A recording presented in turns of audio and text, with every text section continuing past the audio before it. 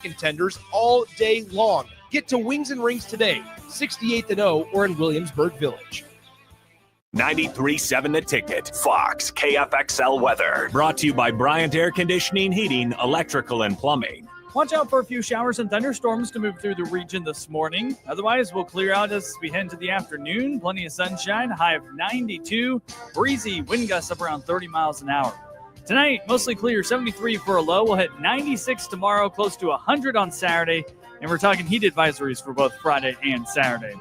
I'm meteorologist Aaron Dowden for 93.7 The Ticket and TicketFM.com. Empire Netting and Fence delivers top-quality netting and fence solutions. From major sports venues to backyard installs and everything in between, coast to coast. We take on tough jobs with grit, integrity, and a strong commitment to safety. Empire is growing, and we're hiring motivated people ready to grow with us. We build each other up, and we're building something big. Think you've got what it takes? Apply now at empire-fence.com. That's empire-fence.com. 93.7 The Ticket, Fox, KFXL weather. Brought to you by Bryant Air Conditioning, Heating, Electrical, and Plumbing. Watch out for a few showers and thunderstorms to move through the region this morning. Otherwise, we'll clear out as we head to the afternoon. Plenty of sunshine, high of 92. Breezy, wind gusts up around 30 miles an hour. Tonight, mostly clear, 73 for a low. We'll hit 96 tomorrow, close to 100 on Saturday. And we're talking heat advisories for both Friday and Saturday. I'm meteorologist Aaron Dowden for 93.7 The Ticket and TicketFM.com.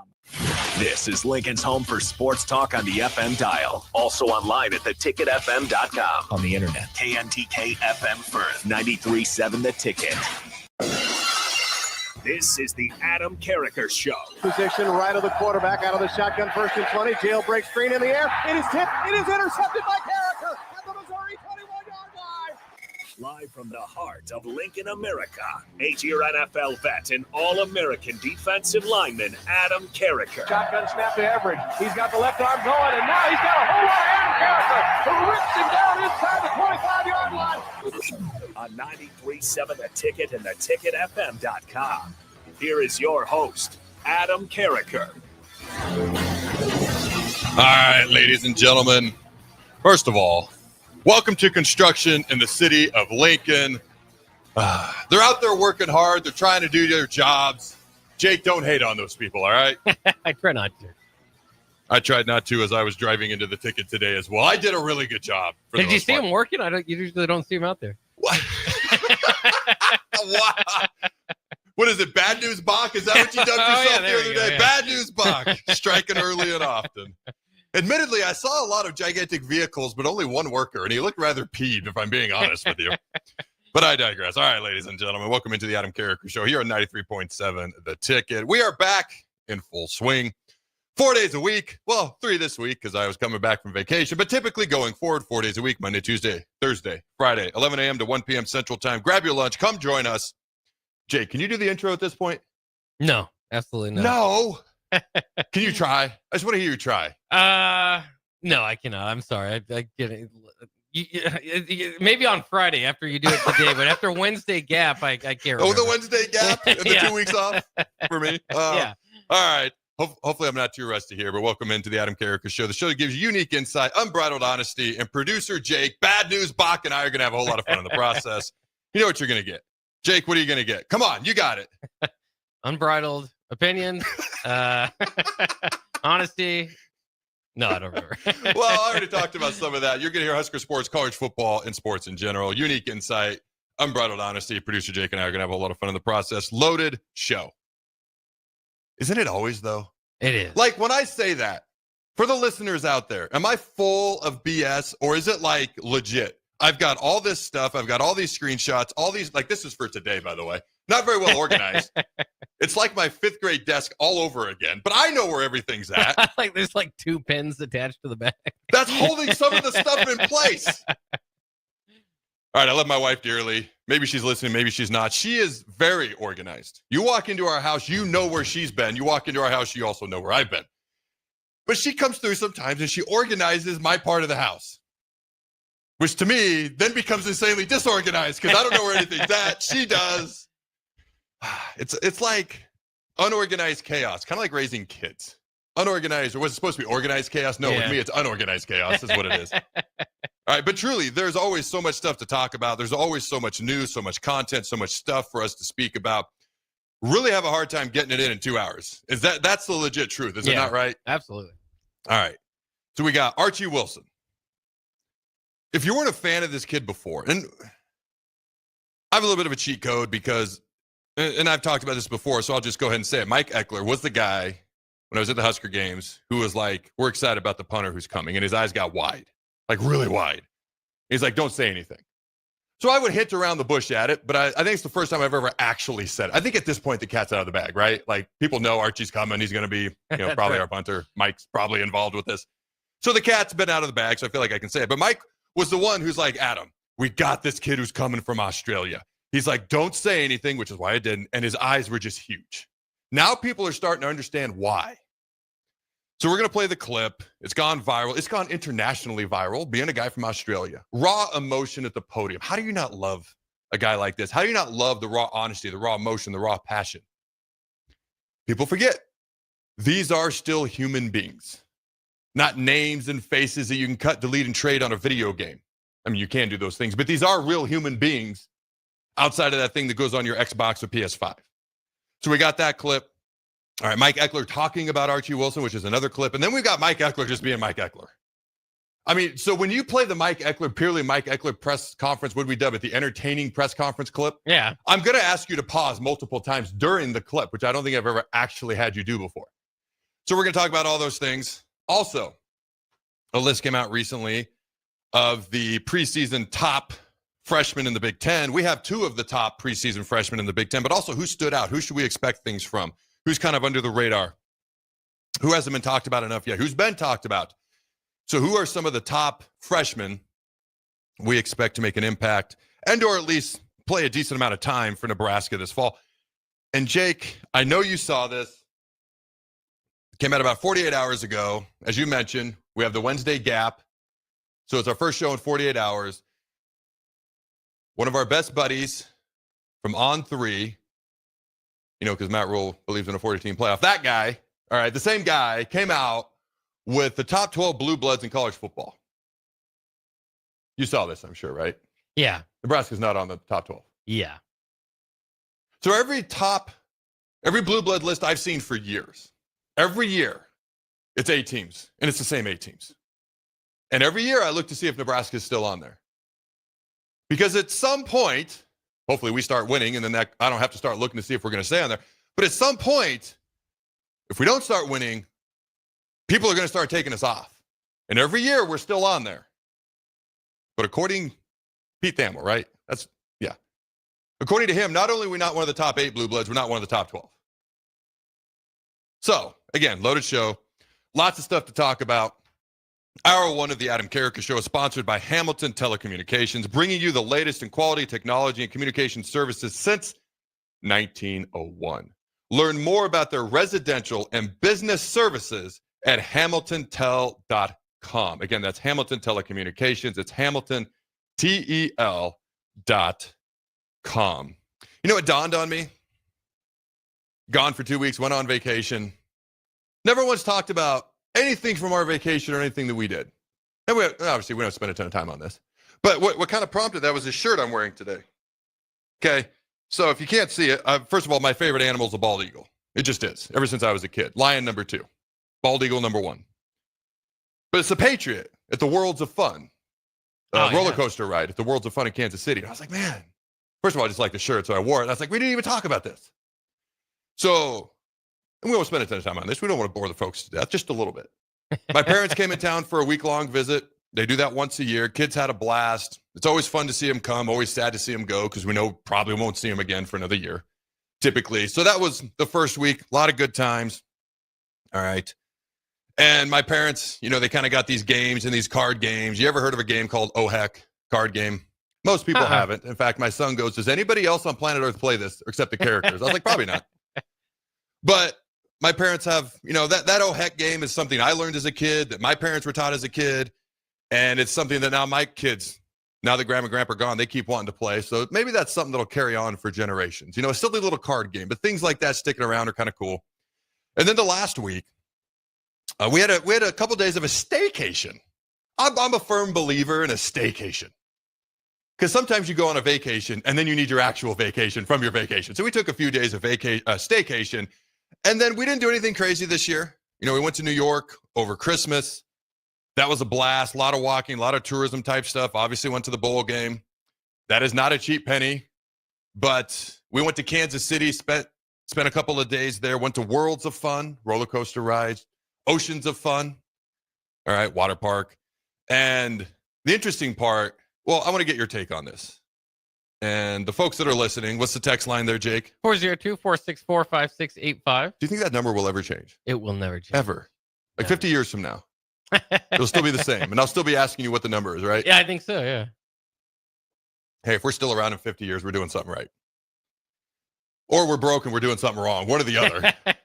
Hopefully it's because we're doing something right. We simply just want to be here, which we do right now. So I want to know how people feel about roller coasters. Do people like roller coasters? No, not watching them or watching other. Like, you will go spend a day at a roller coaster park and you enjoy it.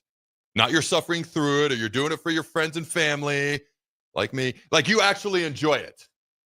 I want to know what the fine folks have to say on the text line. Let me know when they text in. What are your thoughts on roller coaster rides and spending a day at a roller coaster park and doing it all day? Is that something you've done, you do, you enjoy, and you'll do again? Well, it's kind of funny because my last trip to Worlds of Fun, my wife is not from around here, so I was going to show her. Yeah, this is the kind of the park that Nebraskans often drive to. It's kind of the closest big giant roller coasters we can get to, and so I pulled up there without even thinking about it. I was just like, everybody likes roller coasters, right? And then she would told me like, yeah, I'm really not going to do many of the rides. And I thought, well, to be honest with you, I also I used to love roller coasters, but I got to a certain age, my stomach doesn't hold them around so much. I was like, well, I was really kind of taking you here. This wasn't really my idea, so we ended up leaving and going to a concert. But yeah, I mean, to that point, I loved roller coasters as a kid. I just got to a certain age where it just started bothering me physically a little bit more, and so I don't enjoy them as much. I love that first drop on the Mamba, so I do want to go back and get in there to do that. But I think it's more about like how many times I could ride a roller coaster at this point. Might just be a handful rather than getting in line over and over and over again. So the Patriot was the favorite one. I didn't do it the first day, so we actually the first day was all roller coasters. Then day 2 is supposed to be Oceans of Fun. If you've ever been to Waterworld in Denver and then you go to Oceans of Fun in Kansas City, Waterworld is way better. So admittedly, Oceans of Fun was fun, but about halfway through the day, it's like, well, we've done all of it. And then the kids wanted to go back to the roller coaster, which I was not thrilled about, to be honest with you. I've come a long ways with roller coasters. I will actually do them and somewhat enjoy them, kind of. Versus I used to just freak out and object and freak out, and maybe I'd do it, but then I'd freak out, or I just wouldn't do it, and then I'd be mad because I'm a competitor and I don't like not doing something that everyone else is doing. So it was a real terrible conundrum for me. I've gotten to the point where I'll do it, but I didn't do the Patriot the first day because it's interesting you bring up the stomach. Like, it got to a point where I'm like, I can't do any, like, I don't feel good. Like, my stomach is upset. They all did the Patriot that first night. They all loved it. So then that's one of the rides they want to go back and do the second day. I got to do it. It's actually my favorite ride too. By the way, I've learned the more I scream, the more fun I have. Like, my first ever day on roller coasters, this is all the way back in St. Louis. We're talking like 08, 09. I didn't, I'm fairly quiet at times, which shocks people. You put a microphone in front of me, it just comes out. But outside of that, I can be fairly quiet. I didn't make a peep the whole day. I have learned over time, the more I just scream and yell, the more fun I have. I don't know why. So I screamed my lungs off on the Patriot, and I had a blast. But so this was an interesting trip. Has anybody texted in, by the way? Oh, yeah. There's all right, what do we got? A lot of different thoughts here. What do we got? 6696 says, nope, it's a waste of time. Horns Down says the Mamba is the best. Agrees with me there. Right. Eric says you reach a point in your life. Well, no, I lost it. I don't know where roller coasters are no longer fun. So there's a great episode of Modern Family where Phil comes to that realization. Dave Braska says not into scary rides or movies. I don't understand how one can like to be scared. Corey says, I used to absolutely love it. As I've aged, I can definitely feel it more, which is a bummer. I remember staying on the Boomerang at Worlds of Fun 7 to 8 times in a row while raining, and there was no one else on the ride. 2086 says, Worlds and Ocean Funds are amazing. The lines are not. And 7826 says, I love riding a roller coaster, but do not like waiting in the long lines. Okay, so admittedly, we did the fast pass. My wife goes, should we do the fast pass? And I'm like, yes. And so we were the people that went to the front of the line that everyone else stared at. Yes. And you can get mad at me if you'd like. Everyone's eligible to buy the fast pass. I know economics. I get all of that. But I was like, I'm not going to ride roller coasters and stand in, it was 97 degrees, by the way. Ooh. I'm not going to stand in 97 degree heat all day just to ride roller coasters. Maybe that, and I actually was like, maybe that's part of it. Because we went from coaster to coaster to coaster. Maybe my stomach didn't get a break. I don't know. I was done by the end of that first day. Like, I'm not riding anymore. The boomerang is the one that ultimately got me. So I don't, you probably have done it, but you go, you do the loop-de-loop, you go all the way to the top, and then it stops, and then you do the whole thing backwards. Yeah, I like that one, yeah. So I don't like big drops, but I love corkscrews, and I love going upside down. Those are things I actually like. The one roller coaster I didn't do was the Mamba. I was like, my stomach's upset, and those two drops they're ridiculous. I don't feel like dealing with that right now. So maybe next time. Got to give myself something to look forward to for next time, right? That's what I'm going to tell myself so I can feel better. But it was interesting because I had done roller coasters. My wife loves them. She's jumped out of an airplane twice. She just did it for her 40th birthday. I think I talked about it on air here. Like, she loves that type of stuff. She wants to do bungee jumping. My dad looks at her and he's like, why do you jump out of a perfectly good airplane? What is wrong with you? Like, that's his attitude. And I kind of agree with him to a degree. But so she loves it. I've learned to tolerate it. My son had never done it before 2 Decembers ago. His 8th grade football team went down to Florida, played in nationals. So we spent a whole day at SeaWorld and all this different stuff. And he'd never ridden a roller coaster. He wasn't a gigantic fan. He may or may not have passed out on the first 2 rides. We have pictures of him, and he's legit like just out. But he's come a long ways. He's not crazy about that kind of stuff. None of our other kids had ever done it. None. So we're sitting here with 5 people 14 and under, between the ages of 14 and 8, who've never done it. My 14-year-old daughter, every picture we have, my wife is smiling to the gills. I look like I'm taking on an offensive lineman in the middle of Oklahoma drill. I'm so intense. My son does as well. And my 14-year-old daughter, Addison's just having the time of her life, like her mom. Just every single picture. It would have been like the perfect school photo. She's so happy, such a big smile. So the question was the younger 4. How are they going to do? I kind of figured Trinity would be okay. She's the 12-year-old. She tends to be more like her mom, a little bit more adventurous, things of that nature. She loved it. So how about the younger 3? The twins did good. One of the twins tends to like those things more than the other, and that was pretty easy to call. They both did them. In fact, Dakota probably did as many as I did. There was a few I had to sit on, like, my stomach is just not happy. But she did as many as I did, and she's 10. I'm 41. So I don't know what that says about me. The 8-year-old was the one I was concerned about. And what was interesting is we kind of worked our way up. We started small, and then we kind of went to the medium rides, and we thought we were on another medium ride. And then the descent starts. And I'm like, and I'm sitting next to her. Like, we paired off. The twins are together. The older daughters are together. My wife and son are together. And then it's me with the 8-year-old. And I'm like, oh, we're on how do we, because you can't see the whole ride from the line. I'm like, no. I know what this long descent up means. It means there's a sudden drop. And I look at her, and she's next to me. She has no idea what's coming. I put my hand like next to her to try to steady her, and the drop hits, and we're going. Man, she was not thrilled. She didn't have fun. She was not thrilled. She was not ready. But by the end of the day, she was doing every single roller coaster, including the Mamba. She did the Patriot multiple times. I forget what it's called. My wife would know. There's one where it takes you higher than everything else in the park, and then you circle around. Okay. And that's the other one I didn't do. Again, I got to have something to look forward to next time. Yeah. My 8-year-old did it, and her biggest complaint when she was done was that we weren't going to do it again. Like, she freaking loved it. So my family is a bunch of roller coaster rock stars. About 3 of us have a ways to go, but 5 of them did every single thing. So that was kind of cool. But it was like, man, how's this going to play out with some of these younger kids? How's it going to play out with some of the kids that I know may not be fans of this?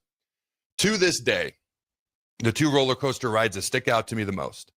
The first one I ever did, my brother-in-law comes in town, his wife, and then my wife and me. So there's 4 of us. We didn't even have Jacob at the time.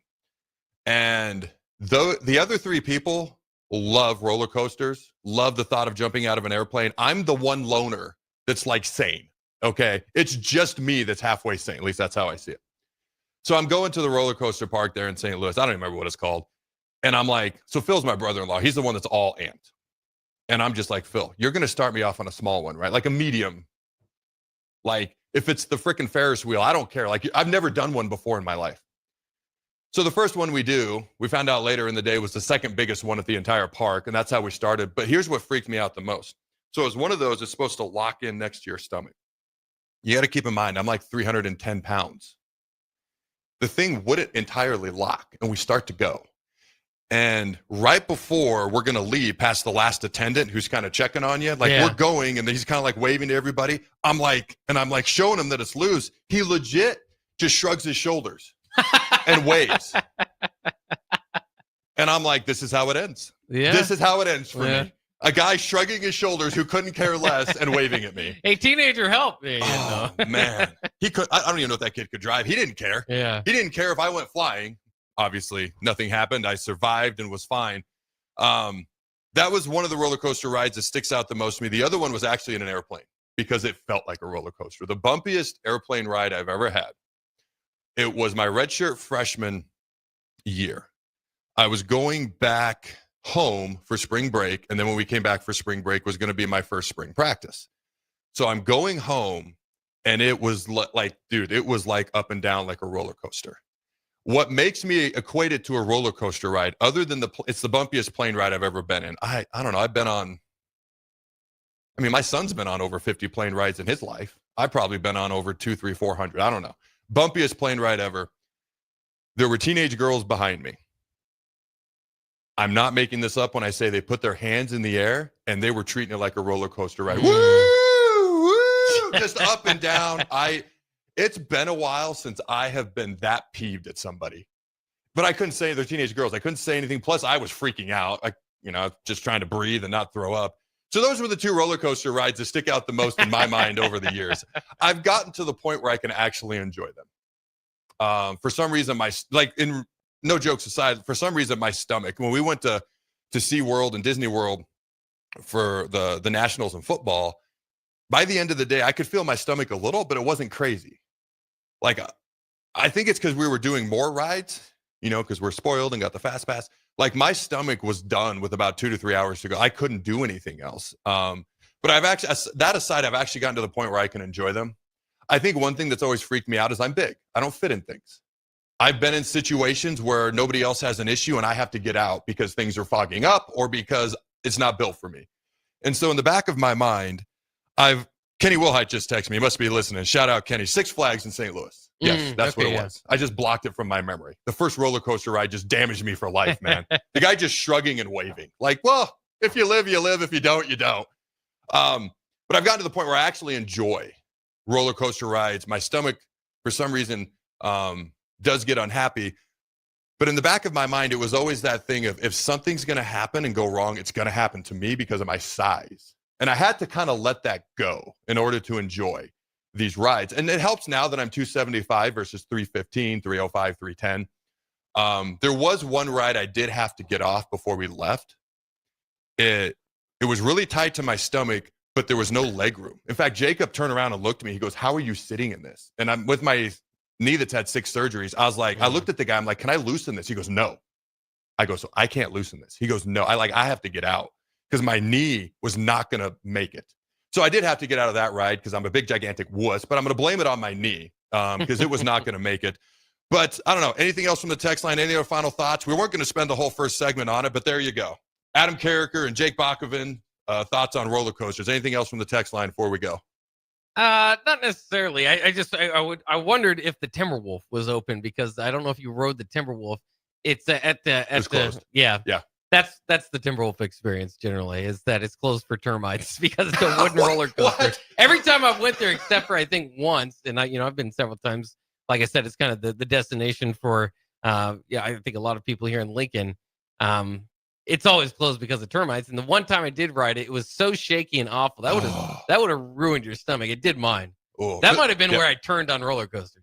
The Timberwolf was closed. The first one we did, it was designed to be this way, but it was very clickety, clangety, shake. Like it's supposed to give you that feel.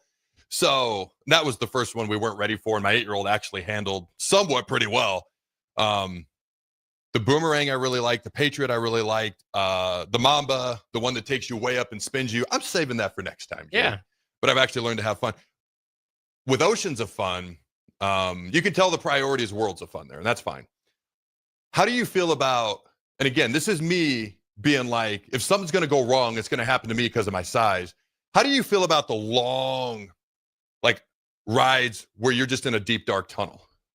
Yeah, I like those ones. I've been in those ones. Yeah. I don't. I'm like, if somebody's going to get stuck, it's going to be me. In fact, I asked the one lady one time, because I did one of them. I go, has anybody ever gotten stuck in here? She looked at me like I was an idiot. And she goes, no. And I was like, okay, all right. Thanks for answering my question there.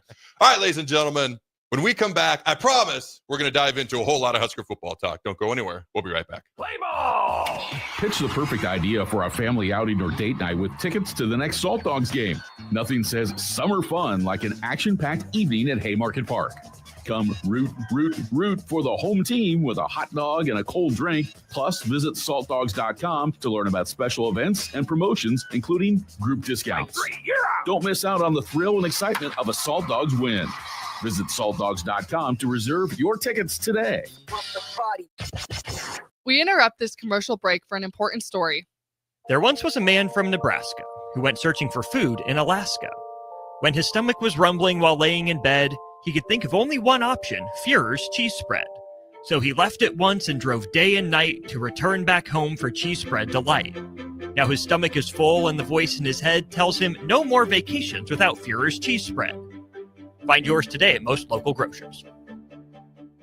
Rosie's Sports Bar and Grill, open for lunch and dinner at 1501 Center Park Road, just south of 14th and Highway 2. Are you looking to upgrade or improve the garage door on your home? This is Cameron Hall of Doors Plus. At Doors Plus, we guarantee to offer a wide selection of options from 5 leading garage door manufacturers as we deliver a free estimate, exact measurements, and rapid installation with a 3 to 5 week time frame. When you choose Doors Plus for your residential garage door needs, you'll work with our experienced technicians and be ensured that your new door seamlessly complements your home. Give us a call at 402-590-5800 or visit us online at DoorsPlusLLC.com.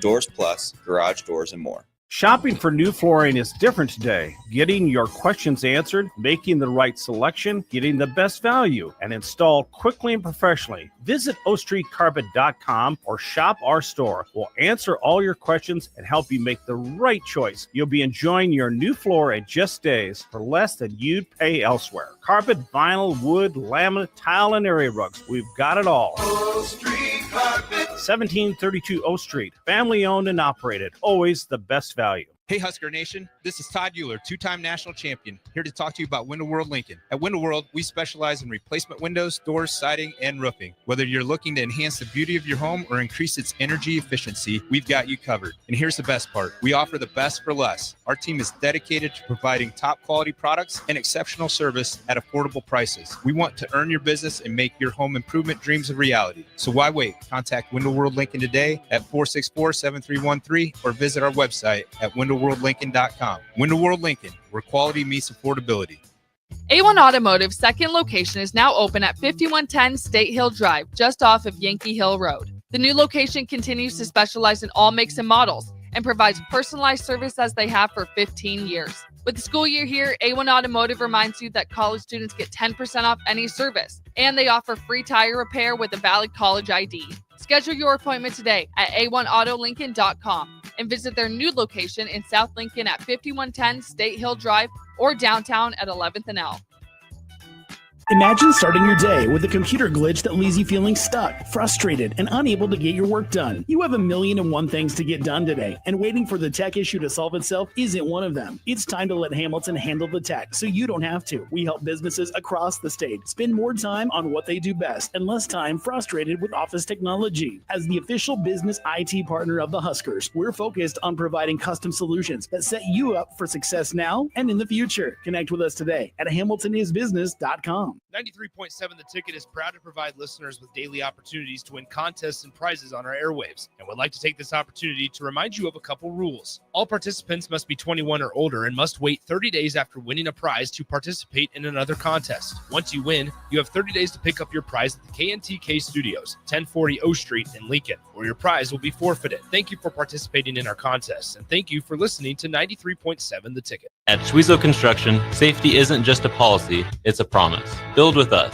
Work safe, go home proud. We're hiring skilled craftsmen, laborers, concrete workers, and steel erectors who value quality work and a team that has your back, on and off the job site. If you're ready to be part of a company where your safety and success come first, visit Schwezo.com. That's SCHWISOW.com and apply today. Schwezo Construction, 40 years strong and still building the future. This is the Adam Carriker Show on 93.7 The Ticket and theticketfm.com. All right, welcome back, ladies and gentlemen, to the Adam Carriker Show here on 93.7 The Ticket. Lots of interesting feedback on the roller coaster rides. You got any final thoughts before we move on to some Husker football there, Jake? Not necessarily. Somebody asked if you rode the Prowler. I don't even recognize that one, but apparently they said their two young boys said more curse words on that ride than they've said their whole lives. I could be wrong. I think that's the one I had to get out of. And I tried to demonstrate to you, like, where the angle my knee was bent to. I wasn't going to make. I could be wrong. But I think that's the one I had to get out of. And again, my son turned around and looked at me. He's like, how are you fitting in this? He goes, I barely fit. And I'm like, I can't sit in this. I could be wrong. I don't recall the Prowler. But again, something to look. Well, I don't know if I'll ever be able to sit in that with my knee. But it's funny when you look at the pictures after the rides, because you go look at the pictures, right? Again, my wife and oldest daughter were just happy as could be every time. My son and I both looked like we were uber intense, getting ready to hit someone in Oklahoma drill. My two youngest usually looked pretty intense, like they were trying to survive, but later they told us they were having fun. And then kind of Desi and Trinity usually looked like they were having fun as well. There was a couple pictures. I look at the other people in the picture. There was one picture, the dude was straight up completely passed out behind us, kind of like Jacob was a couple years ago at SeaWorld in Disneyland. And then there was one picture, the dude looked mortified, like just absolutely terrified, like eyes wide, mouth open. He's like just thinking about everything he's ever done in his life, reevaluating his life in that moment. It's funny to look at those pictures sometimes. All right, let's dive into some of these clips. Let's start first with Mike Ekeler. We dubbed it the entertaining press conference. And I've never really had you stop a press conference as it's going on before, or a clip that we played as it's being played before. But I think I'm going to do that this time. Either that or I'm going to have to take like 50 notes, because there's a lot of things I thought that were entertaining, good, and I just plain liked in this press conference. But go ahead and roll that there, Jake. My personality, like, I don't go to Vegas, okay? Because if I played blackjack, I'd push all the chips in the middle. If I was in a dark alley, okay, and there's 4 guys coming at me, I could pick one head ball coach to be with me. It'd be our guy. I'd say, Coach Rule, you got those 3. I got that one. All right, stop. So a couple things. Number one, it's funny because I'm kind of an all-in type guy too. I've gambled and I've rarely won, which is, it's designed that way. Those casinos are really, really nice for a reason. But I get too aggressive. I'm all in. But if it was 4-on-2, he wants Rule to have his back. Rule, you take these 3 and I'll take this one. That was my favorite part of that. That's, you know what? That doesn't speak to Ekeler. That speaks to Ekeler's confidence in Matt Rule. What do you say, Jake? Yeah, absolutely. It's a good idea. That's his point of it altogether, right? Is we're in a dark alley. I need some protection over here. Matt Rule's the guy. Wasn't it like during basketball season, it came out like if all the Big Ten coaches had a wrestling match or fought or whatever it was? Yeah. Wasn't Brett Bielema like ranked number 1 or something like that? Matt Rule, if I remember, he was down at like 12. Yeah, for some reason, Matt Rule's down the board. We found that a little disrespectful. Although, hey, props to Matt Rule, man. He has put in a lot of hard work. He looks healthier. He looks thinner. Like, props to him because he's clearly put in a lot of hard work to try to get healthier. Have you noticed that as well? I haven't, and my God, thank goodness. I mean, the stress of that job. We talk about the guys getting older. Sitting in the presidency. I think Scott Frost aged maybe a decade for his 5 years here. Yeah. So That's very, very cool. I mean, people have pointed this out online, but the NCAA college football video game wasn't too kind to Rule at first. No. They got to make an addendum there if they haven't already. I'm like envisioning like Ekeler and Rule taking on 4 guys in a dark alley, and here goes Ekeler just body slamming the one dude, and Rule's taking on the 3-on-1. He's got the roundhouse kick to one dude. He's got the uppercut to the other. He's doing what was this called in the Karate Kid, where he puts the hands in the air and he like kicks them? Was it not the crane? Was it?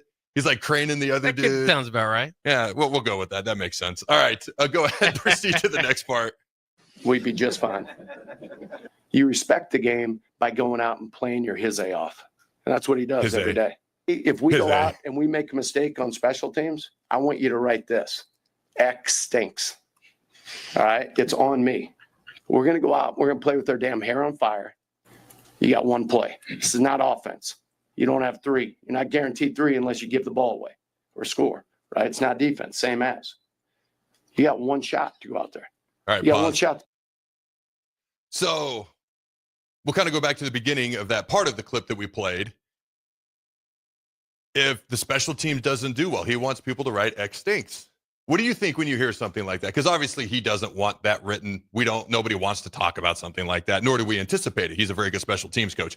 But when you hear him say something like that, I know what I want to say, but you go ahead first. Well, yeah, it's great. It's taking accountability for, everybody out there and the job. I mean, I was thinking about this the other day. Unfortunately, I hope we don't have somebody's exact amount of money they're making per year remembered this season, right? Because that's been the problem in the past. Bruce Reed on special teams, especially under Mike Riley. Certainly now tight end coach at Nebraska. There's just over the years with the guys that have obviously the biggest mistakes on the team, we are the biggest Achilles heel on the team. We remember and we identify how much they make and we use that against them. Hopefully we don't have to go through that this year. So you said what I was thinking, which is the A word, accountability, not the other one, Jake, accountability. Because when I heard that, I mean, obviously he doesn't want that written. He doesn't want there to be a reason for that to be written. Nobody wants to talk about that. Nobody wants to write it. People want to talk about a successful special teams. Ja'Cory Barney successful on punt returns, and Archie doing great on the punts, and whoever emerges as our top field goal kicker doing well, and the coverage team's doing well. That's what people want to write. But it's football. Not everything always goes well. And when he said that, I immediately I appreciate that he's going to appreciate accountability. Not everybody's that way. It's hard to be that way. Let's just be honest. There are some coaches who just want certain things written no matter what's going on the field. And to me, that's a lack of accountability and something I'm not crazy about. So, and then the other thing that he mentioned there, which I don't know, have you ever thought about this? Like special teams, like you don't get 3 punt attempts to get a first down, which obviously, you get one. You get one shot at a kickoff return. It's very different than offense and defense in that way. You really get one shot, and then you're probably off the field until the next special teams, unless you're in the mix on offense or defense somehow. Had that ever really occurred to you? What are your thoughts on that? By the way, I love anytime somebody uses the phrase hair on fire. I love that. Yeah, no, it's good to point out because then, obviously you get a missed snap or something goes wrong on a normal play. It's all right. Well, now it's 2nd and 9. That, it's not helping. But let's just try to make the most out of the drive. You shank a punt. That's it. That's what we're going to write about. When he shanks the punt. So it's kind of interesting in that way that you just get one chance at it. I want to kind of ask you too, real quickly, throughout your time as a football player, how often were the special teams coach, special teams, was that their specialty? Or how often was it kind of a young guy, didn't necessarily want to be a special teams coach for a living, but, was that, kind of working his way up? And because I think that's, you talk about accountability. And when we go back to that, I think that would be easy if you're just kind of using this job to kind of move up. Hopefully you're a coordinator one day, whatever it might be. And there's no problem. I mean, that's part of a lot of the transition for people as they move up. But it would be easy to say, well, this wasn't executed here, that's why this went wrong. Whereas if you're a special teams coach, and this is what Ekeler has done for a living and like focuses in on, obviously the one play thing kind of plays into it. You I think would be more prone to take the accountability and say, this is on me. This is what I do. This is everything that I work toward. I know the answer in the NFL. In college, and I'd have to go back and look specifically, especially my younger years, because I was so focused on trying to get on the field on defense. I mean, there were practices when I was on the punt team, and I'm out there, doing the kick step game, the old protection, running down the field with linebackers. I was kind of relieved when they took me off that. Maybe not the right mindset as a young guy just trying to get on the field. But again, I was so focused on defense. My memories in college was that it was usually a position coach would take kickoff and another position coach will take return. And usually the offensive line coach was like field goal protection or whatever the case may be. And maybe the D-line coach had field goal block. Like, that's what I remember. It was different back then because you can only have so many coaches. Now you can have 5,000 coaches if you want. At one point in time, you could only have 10 total coaches. So you've got to divvy it up differently. And there's a limited amount of roles. It always came across to me and I could be wrong, but it always came across to me when someone was a position coach and coaching a position on special teams as well, they always knew they were going to get raised, retained, or fired based on how the defensive backs did if you're the DB's coach. It wasn't necessarily going to be correlated to what your special teams, your one unit you were in charge of, how well they did.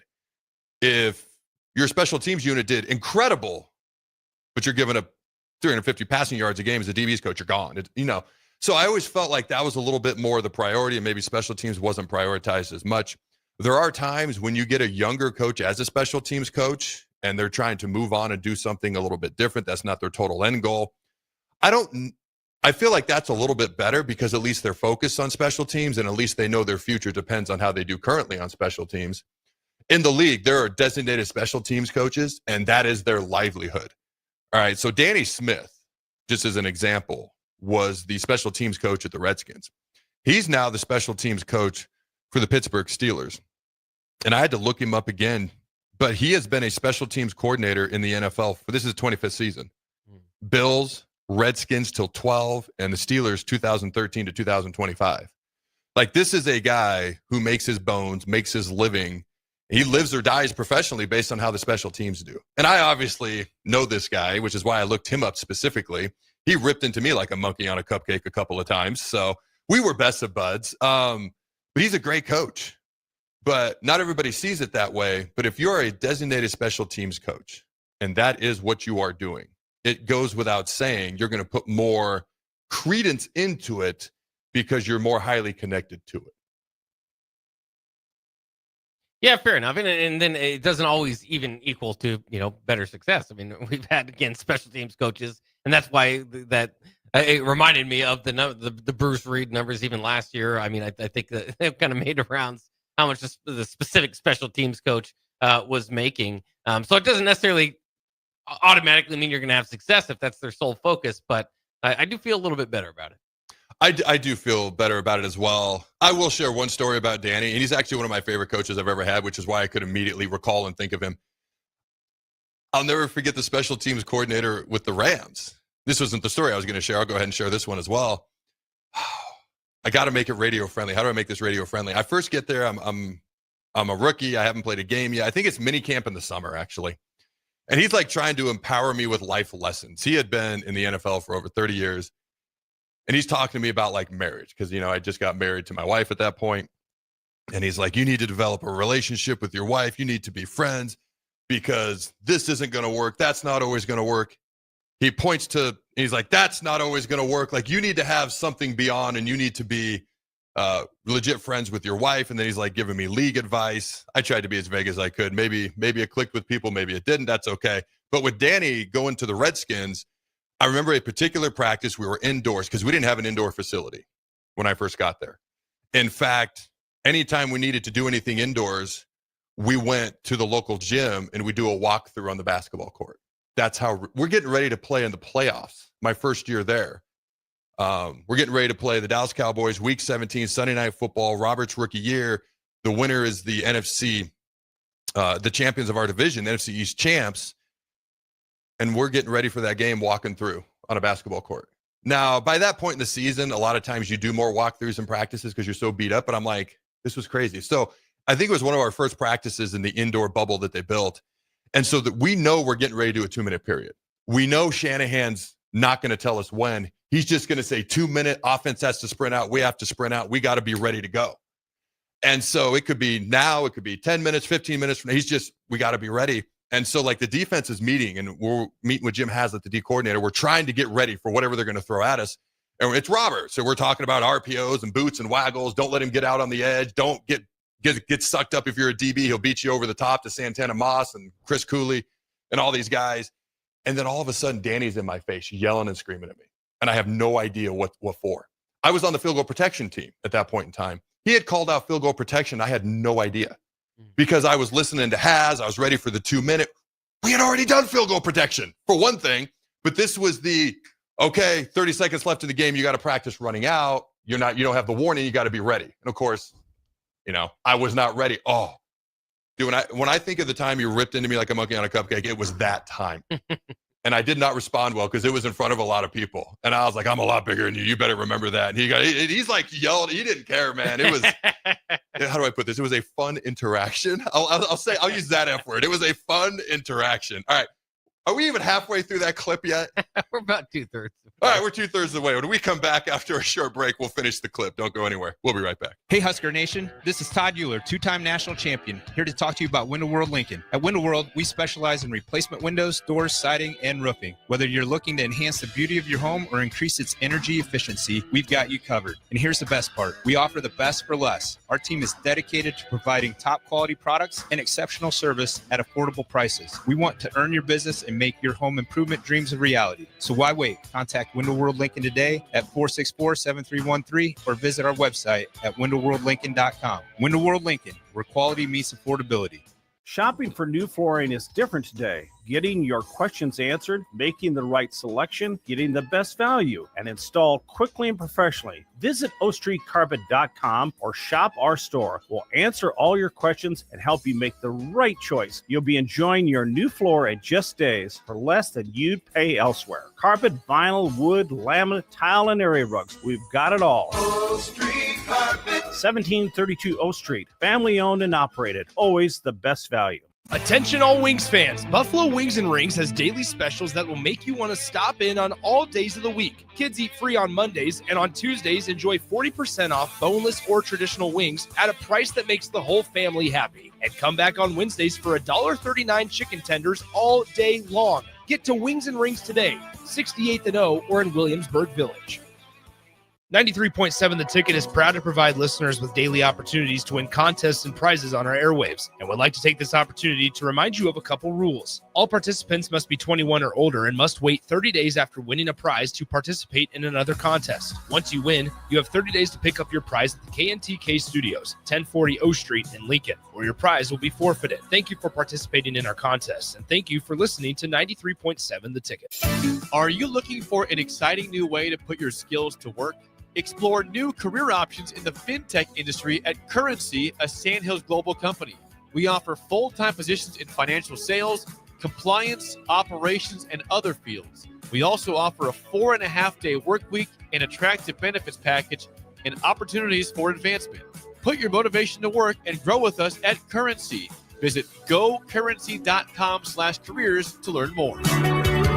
A1 Automotive's second location is now open at 5110 State Hill Drive, just off of Yankee Hill Road. The new location continues to specialize in all makes and models and provides personalized service as they have for 15 years. With the school year here, A1 Automotive reminds you that college students get 10% off any service, and they offer free tire repair with a valid college ID. Schedule your appointment today at a1autolincoln.com and visit their new location in South Lincoln at 5110 State Hill Drive or downtown at 11th and L. Grandma and Grandpa, Mom and Dad, then the kids, and now the grandkids. Judson Irrigation has provided lawn sprinkler system design, installation, repair, and service to 4 generations. They're just like members of the family. Loyalty, trust, service. It's what you deserve and expect from Judson Irrigation. Keep summer green. Call Judson Irrigation 402-420-6277 or judsonirrigation.com. Empire Netting and Fence delivers top quality netting and fence solutions. From major sports venues to backyard installs and everything in between, coast to coast. We take on tough jobs with grit, integrity, and a strong commitment to safety. Empire is growing, and we're hiring motivated people ready to grow with us. We build each other up, and we're building something big. Think you've got what it takes? Apply now at empire-fence.com. That's empire-fence.com. At Schwezo Construction, safety isn't just a policy, it's a promise. Build with us. Work safe, go home proud. We're hiring skilled craftsmen, laborers, concrete workers, and steel erectors who value quality work and a team that has your back, on and off the job site. If you're ready to be part of a company where your safety and success come first, visit Schwezo.com. That's SCHWISOW.com and apply today. Schwezo Construction, 40 years strong and still building the future. Hi, Sean Callahan here of HuskerOnline.com, inviting you to join us here on 93.7 The Ticket every Saturday morning now in our new time. We're on from 8 to 9 with the weekly Husker Online radio show. We'll give you the latest in recruiting. We'll talk about what's going on with both football, basketball, and we'll probably share a few stories from the inside. It's every Saturday morning right here on 93.7 The Ticket. It's the Husker Online radio show from 8 to 9 a.m. This is the Adam Carriker Show on 93.7 The Ticket and theticketfm.com. Boom! Welcome back, ladies and gentlemen, to the Adam Carriker Show here on 93.7 The Ticket. All right, let's get to the last third of that Mike Ekeler clip. Kick a field goal. And there's 33, 33, 34. That's what we preach. 33% is on the snap, 33% is on the hold, 34% is on the kick. You can't really get to the 34 if the other 66 is not in line, right? So everybody's got a job to do. And if that job is not done well, I won't point a finger, I'll point a thumb. So again, at the end of the year, when we look up, we're all going to be smiling. But we're not going to ride a damn wave around here. And there's no curse. Only curse I know is we freaking making game-winning field goals where I've been. Is that the end of it? No, there's actually more. I didn't realize. Well, I pointed at you because I was thinking about, okay. So number one, again, the accountability. Don't point fingers, point thumbs. I just became even more of a fan of Mike Ekeler. I have a hard time just in general. I mean, we talk about coaching and coaches and players because that's what we do. We analyze sports here. We talk about sports. We love sports. We love the Huskers. I have a hard time with people who want to point fingers instead of thumbs. So I just gained even more respect for Mike Ekeler. All right. If there's folks who just want a particular narrative out there rather than appreciate the truth being spoken or can at least understand it, hey, we're going to see things differently. So I like Mike Ekeler even more. Pit Maris. You know what that is? Pit Maris. Order of operations. Does that help you? Oh, yeah, I know that. Please excuse my dear Aunt Sally. Did I say that wrong?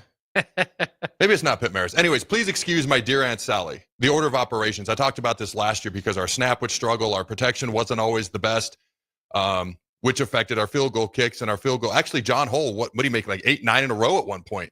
I mean, he was a huge part of the reason we were in that game at Ohio State. He made a lot of long field goals. But please excuse my dear Aunt Sally. It's just like math when we were in school. It's the order of operations. If the snap isn't great, you're going to have issues. Brought in FCS All-American Kevin Galick. The protection. I mean, you don't have to have a bunch of All-Americans to be good at field goal protection. You just got to be sound and solid and on the same page. Again, I was on field goal protection teams. I was a quarterback growing up. I blocked one practice in my life. It was in 7th grade when the coach got pissed at me and made me go to left guard. He's like, Adam, if you ain't going to make the reads at quarterback, you're going to go block. Other than that, I've never really blocked a day in my life. I played tight end for a couple plays in high school. Caught a 2-point conversion. I did pancake one kid I really didn't like in a game, and that was extra enjoyable. My dad noticed it too. He talked about it afterwards. He ended up playing for the University of Washington, but it's about, I love the way he put that, 33, 33, 34.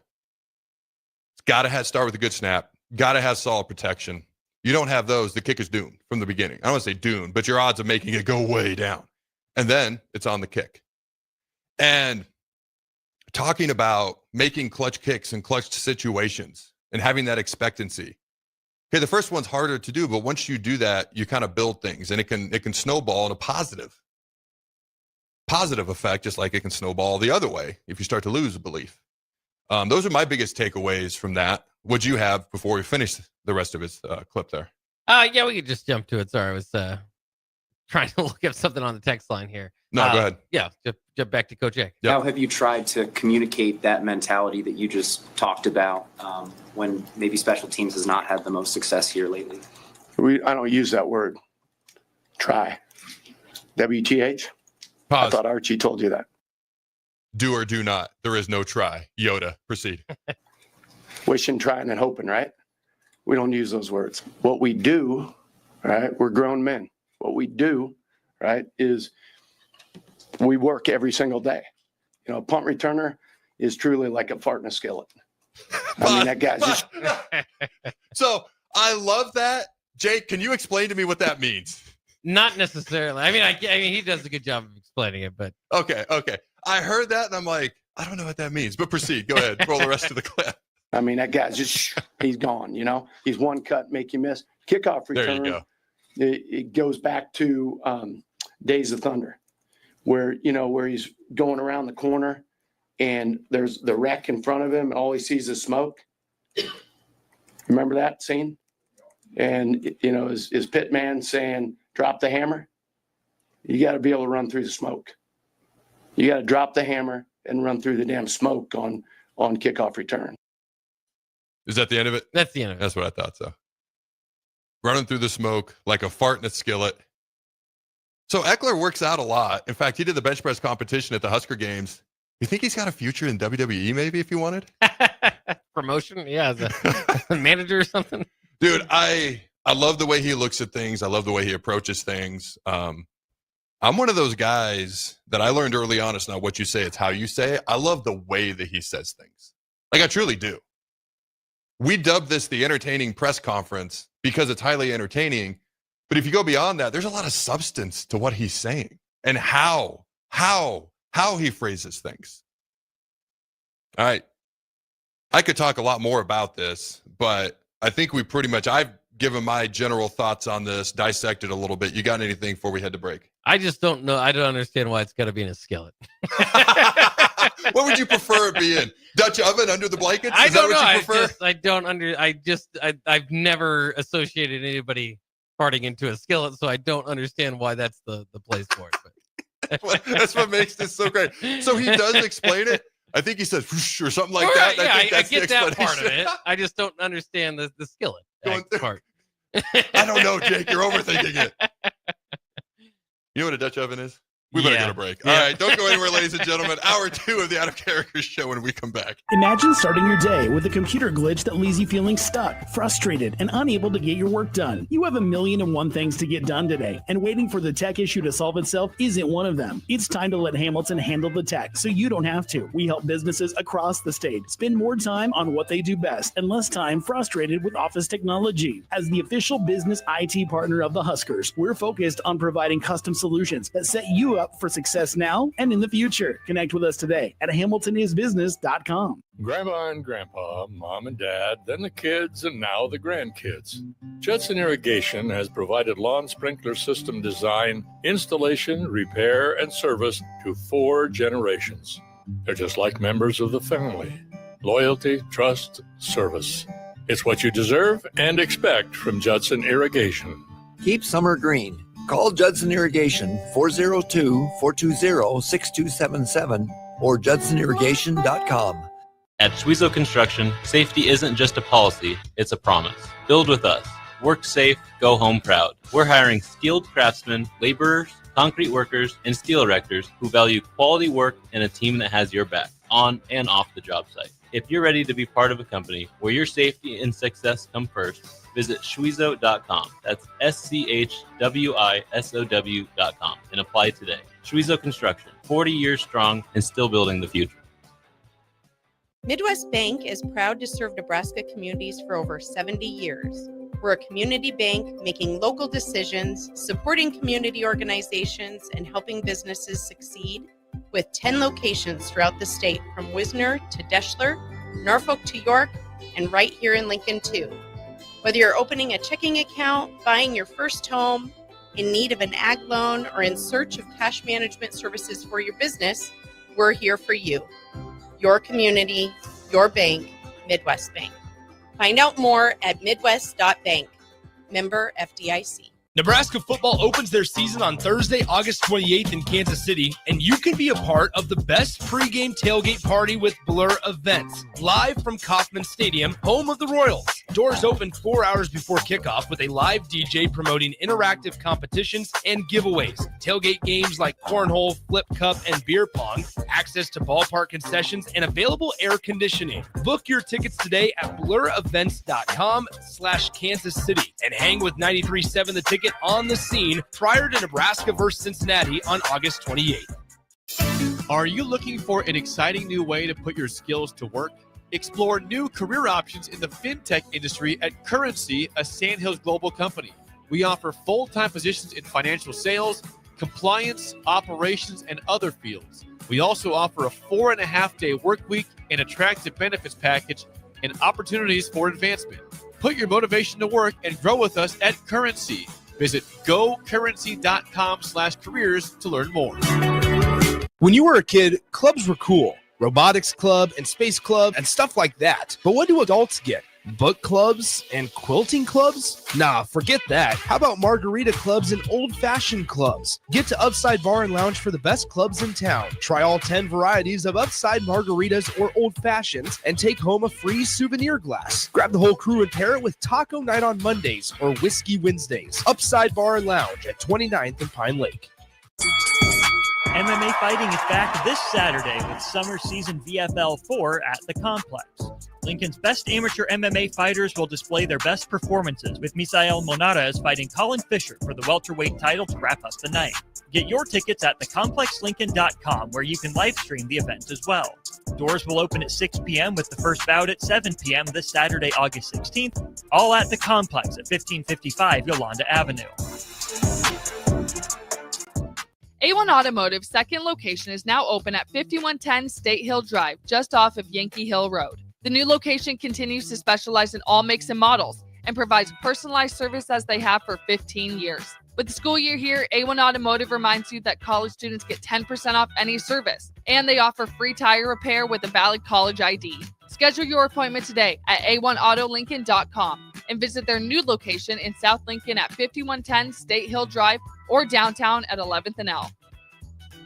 Hi, Sean Callahan here for Koppel Chevrolet GMC. This month kicks off Koppel's 50th anniversary sale. We're celebrating 50 years by offering an additional $500 discount to the next 100 customers that buy a new vehicle. This is in addition to the huge savings already in place. You can take an extra $500 off our discounted price, or we can cut you a check on the spot. Celebrate with savings and see why customers have trusted Koppel since 1975. It's our way of saying thank you for all these years. 93.7 The Ticket, Fox, KFXL weather. Sponsored by John Henry's Plumbing, Heating, and Air Conditioning. Watch out for a few showers and thunderstorms to move through the region this morning. Otherwise, we'll clear out as we head to the afternoon. Plenty of sunshine, high of 92. Breezy, wind gusts of around 30 miles an hour. Tonight, mostly clear, 73 for a low. We'll hit 96 tomorrow, close to 100 on Saturday. And we're talking heat advisories for both Friday and Saturday. I'm meteorologist Aaron Dowden for 93.7 The Ticket and ticketfm.com. Empire Netting and Fence delivers top-quality netting and fence solutions. From major sports venues to backyard installs and everything in between, coast to coast. We take on tough jobs with grit, integrity, and a strong commitment to safety. Empire is growing, and we're hiring motivated people ready to grow with us. We build each other up, and we're building something big. Think you've got what it takes? Apply now at empire-fence.com. That's empire-fence.com.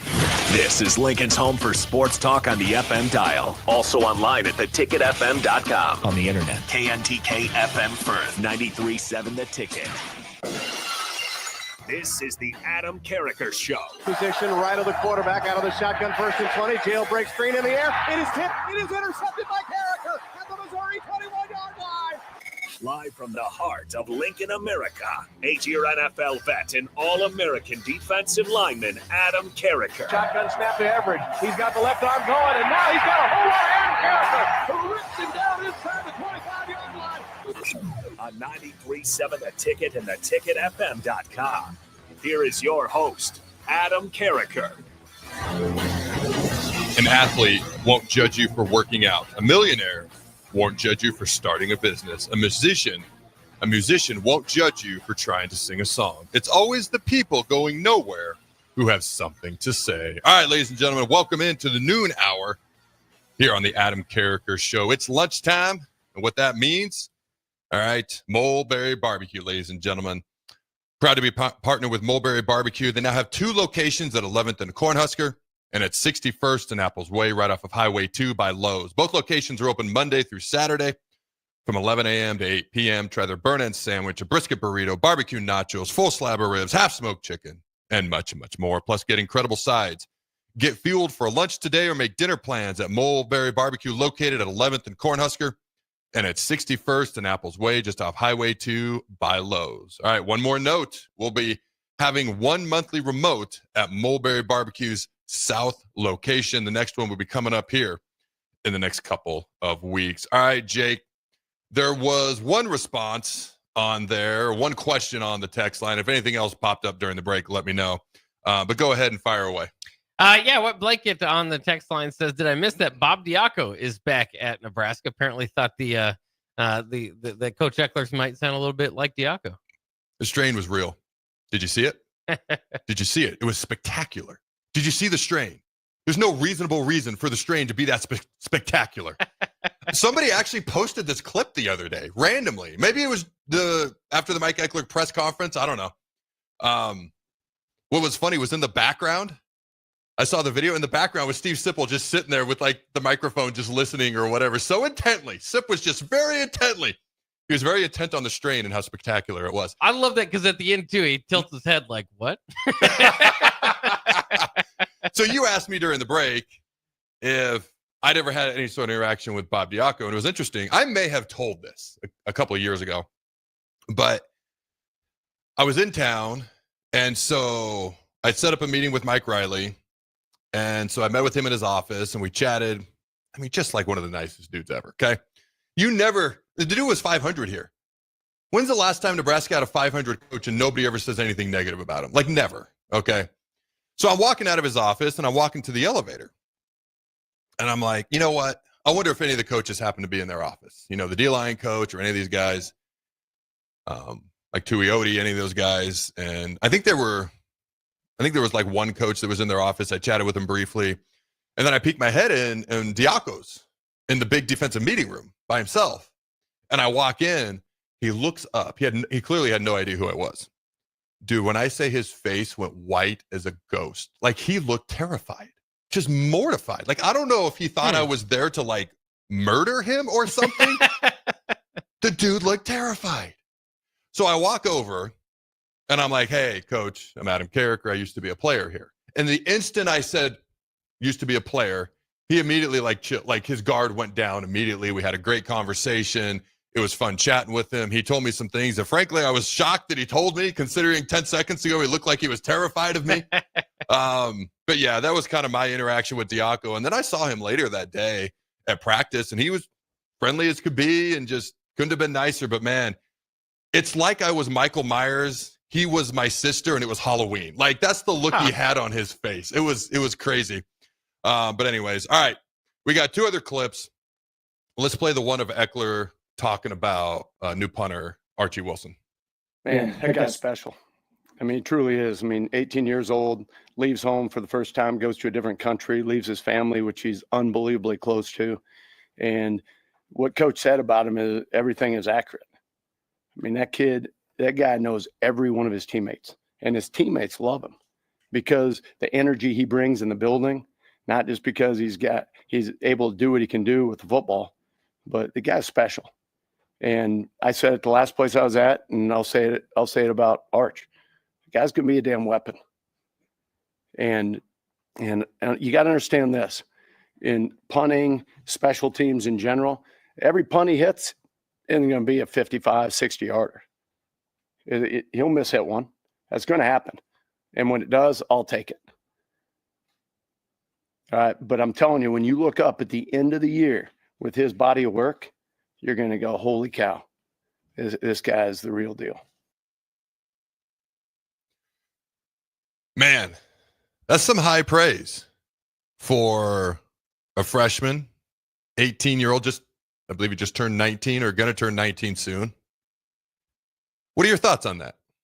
Yeah, and hasn't played a down of college football. I mean, or down of football in general. So it's interesting. I love it. I mean, I this whole thing is so fascinating to me because I think that Nebraska might be better off kind of keeping more of this a secret and surprising people with their punting style and all that. But I absolutely love it. Obviously, this is if you've kind of followed along and like you're kind of explaining earlier, this was the guy that they had in mind when they hired Ekeler. Ekeler was going to bring him to wherever he was going to be, and so he targeted this guy. Of course, the whole Jack McAllister thing there in the middle, going from and Buschini was a good punter, and maybe the least of Nebraska's special teams problems last year. So kind of that being considered, but it just I love that you can say that my punter is going to be a weapon. It's kind of interesting talking with DP, and he was kind of going through. Well, I'd rather have my left guard than my punter. I'd rather have my rusher than my punter. And obviously, he's speaking to the point where it'd be great if by the end of the year your punter had like 12 punts because then you're not utilizing it all that much. But to have that's again the kind of the focus on not just we can get a guy to punt it, and whether he punts it 42 or 45 yards, it'll be about the same. We can get going from there. Is to view it as that he can be a weapon beyond just what you ask your everyday punter to be. So I absolutely love it. I've always been a big fan of kickers and punters. I think part of that is growing up watching Nebraska football. They at times have had some very good weapons in back there at punter and kicker. I love it too, and it's funny because you mentioned what DP said. I'd rather my left guard than my punter. Well, yeah. I mean, I hope he hardly ever gets a chance to punt. That would be phenomenal. He's going to get chances to punt. He's going to get opportunities to punt. And like Ekeler said, he's not going to nail them all for 40, 50, 60 yards. Okay. And a lot of it's going to be the rugby style, well, most of it, the rugby style directional kicks. And like the other day in practice, I mean, he had a punt with his left leg where he pinned the ball. It would have been the opponent, would have gotten the ball at the 9-yard line inside the 10. Like, it's going to be a lot more about directional rugby style punting, allowing the coverage to get down there, not allowing big returns. And the net punting is going to be the ultimate goal. I mean, you punt the ball 60 yards, but they return it 30. You've only netted 30. That's not very good. I'd rather punt it 45. They return it 3 and you net 42, something like that. You know what I mean? He obviously can kick. He can kick with both legs. I think Rule has put it out there on purpose. He can throw. He can run. We might fake it, people. You better be ready. Which then makes it harder for them to try to block the punt, which then puts them a little bit more on guard when it comes to a return. And you might see more defenses staying on the field if we're near midfield because basically punt safe. Your defense just stays. You usually drop a safety or a corner, or maybe you bring a wide receiver in as your returner, but it becomes punt safe. I'm going to tell you right now, when the defense is on the field and punt safe, you're not going to get great returns. Guys like me are not used to blocking on a punt return team. We can give all the effort we want. We're just not that good at it. We don't do it a ton. I was about to make a Shaq shooting free throw joke, but I won't. He's still better than I am, probably. Although maybe not. I don't know. How about you? Are you better at shooting free throws than Shaq, Jake? I would assume so. Not according to what happened at the Nebraska State games, though, Jake. No, but this last week I've been shooting well, so I'm back. My confidence is back. All right, I like it. So I like it because I looked in Ekeler's eyes when he made the comments to me last spring, and it was real. Sometimes when coaches say things, is it coach speak? Are they just trying to hype players up? Are they trying to send a positive message to their team? How much truth is there in it? It's preseason. Everybody's excited. There's Kool-Aid. I love drinking Kool-Aid. I explained on Tuesday's show why I love drinking Kool-Aid. But you also try to be realistic. Like, this feels very genuine to me. And it feels like, hey, if it goes wrong, it's on me. And that's one of the reasons I love it so much is, to me, it feels like truly just genuine. I do think at the end of the year, hopefully he doesn't get that many opportunities to punt, but whatever opportunities he gets, nobody bats 1,000. But I do think at the end of the year, like, people are going to view our punt and punt coverage game as one of the areas of the team that is vastly improved. All right, why don't you play the Archie Wilson clip there? So what's it like being first time you're away from them? Yeah, that part's hard. I mean, I'm sorry.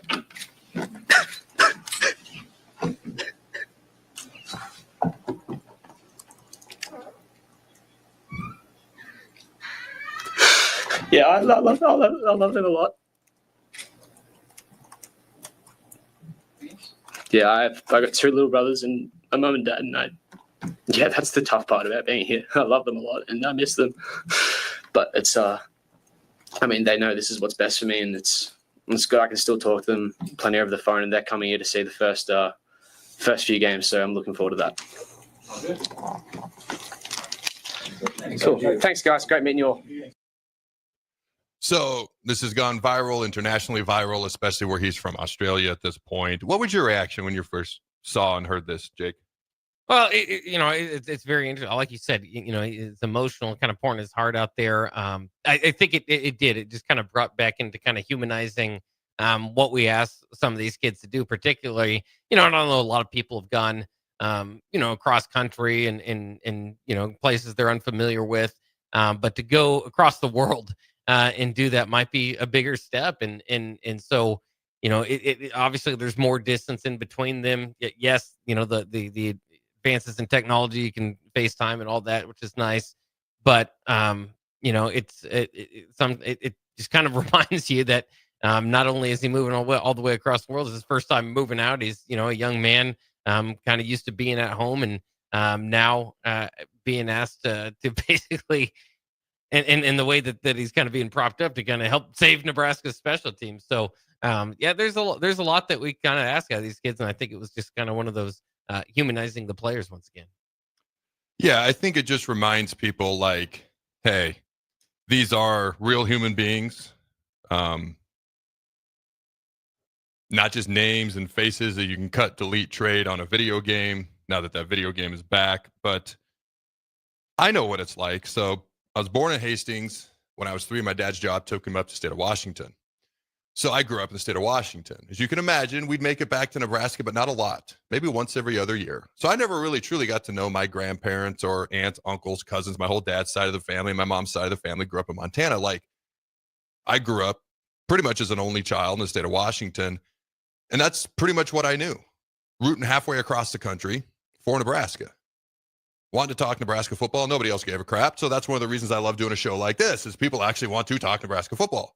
But up there, it wasn't a main thing. Although there's more Husker fans everywhere than you would possibly imagine. I would say Huskers, Cowboys, Packers, Lakers, those are Yankees, Red Sox. Those are probably the top 6 teams that I see across the country. How mad were you going to be if I left off the Red Sox but said Yankees? Jake is a Red Sox fan, for those who don't know. But when I came here, I haven't talked about this a lot. When I came here my freshman year, I redshirted.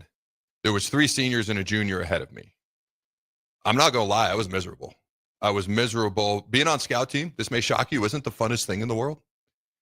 Being a blocking dummy in practice, being an X and being like, hey, you're the X here, and now you stunt over here. And your job is very important because you're getting the offense ready for what they're going to see on Saturday.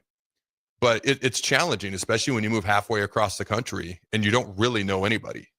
And if you remember my recruiting story, I forget how much I've told here. Maybe I'll share the whole story on signing day or something like that in the future. Nebraska told me I wasn't good enough to begin with. The D-line coach flat out looks at me and goes, "You're not good enough to play here."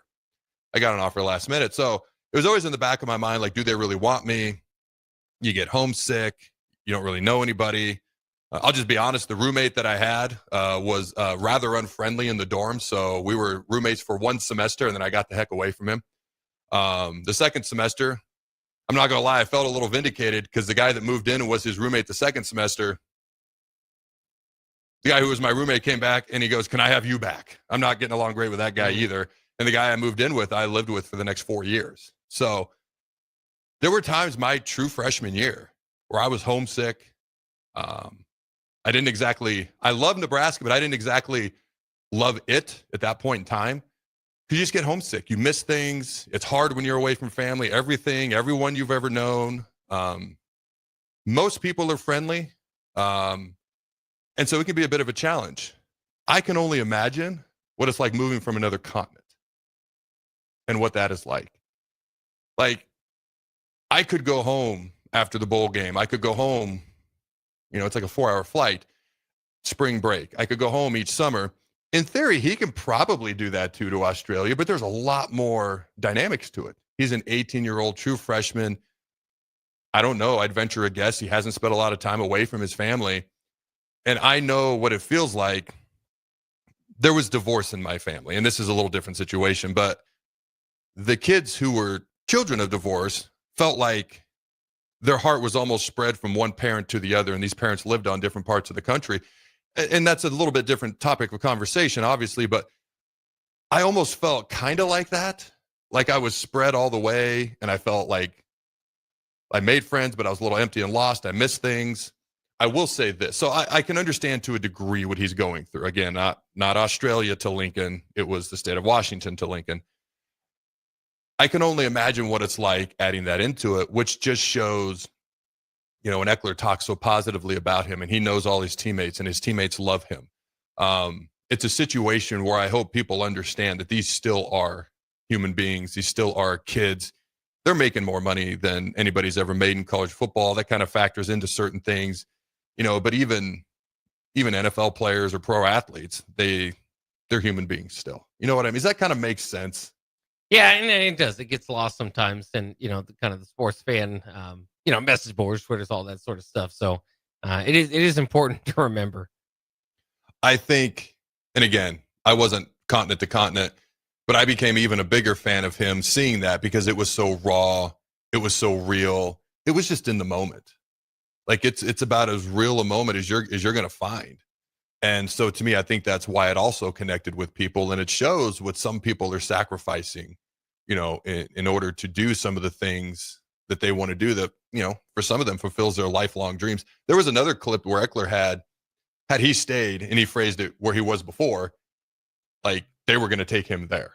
So he's had his eyes on Archie for a very long time. All right. Is there anything off the text line or any final thoughts before we had to break there, Jake? 1255 also wants to throw the Steelers in there as a nationwide fan base. Yes, fair. That's fair. And then Brad from Baldwin just wants to know, will Archie be all Big Ten first team? To be honest with you, it's very possible, but I'm not going to go out and predict that about a guy who's never played it down in a game yet. I do think he has the potential to have some sort of all Big Ten type honors. I absolutely do. The punters in the Big Ten, by the way, I mean, the numbers are just up across the board. This is a really good punting conference. That's both good and bad. It's both good and bad. How many opportunities are they getting? Again, I hope he doesn't get many opportunities, but I think when people get a chance to see him, I think as an overall whole, he's going to play really, really well. And I don't know how you're not just not a fan of someone like this. All right, let's go to break. When we come back, is Nebraska football still a blue blood?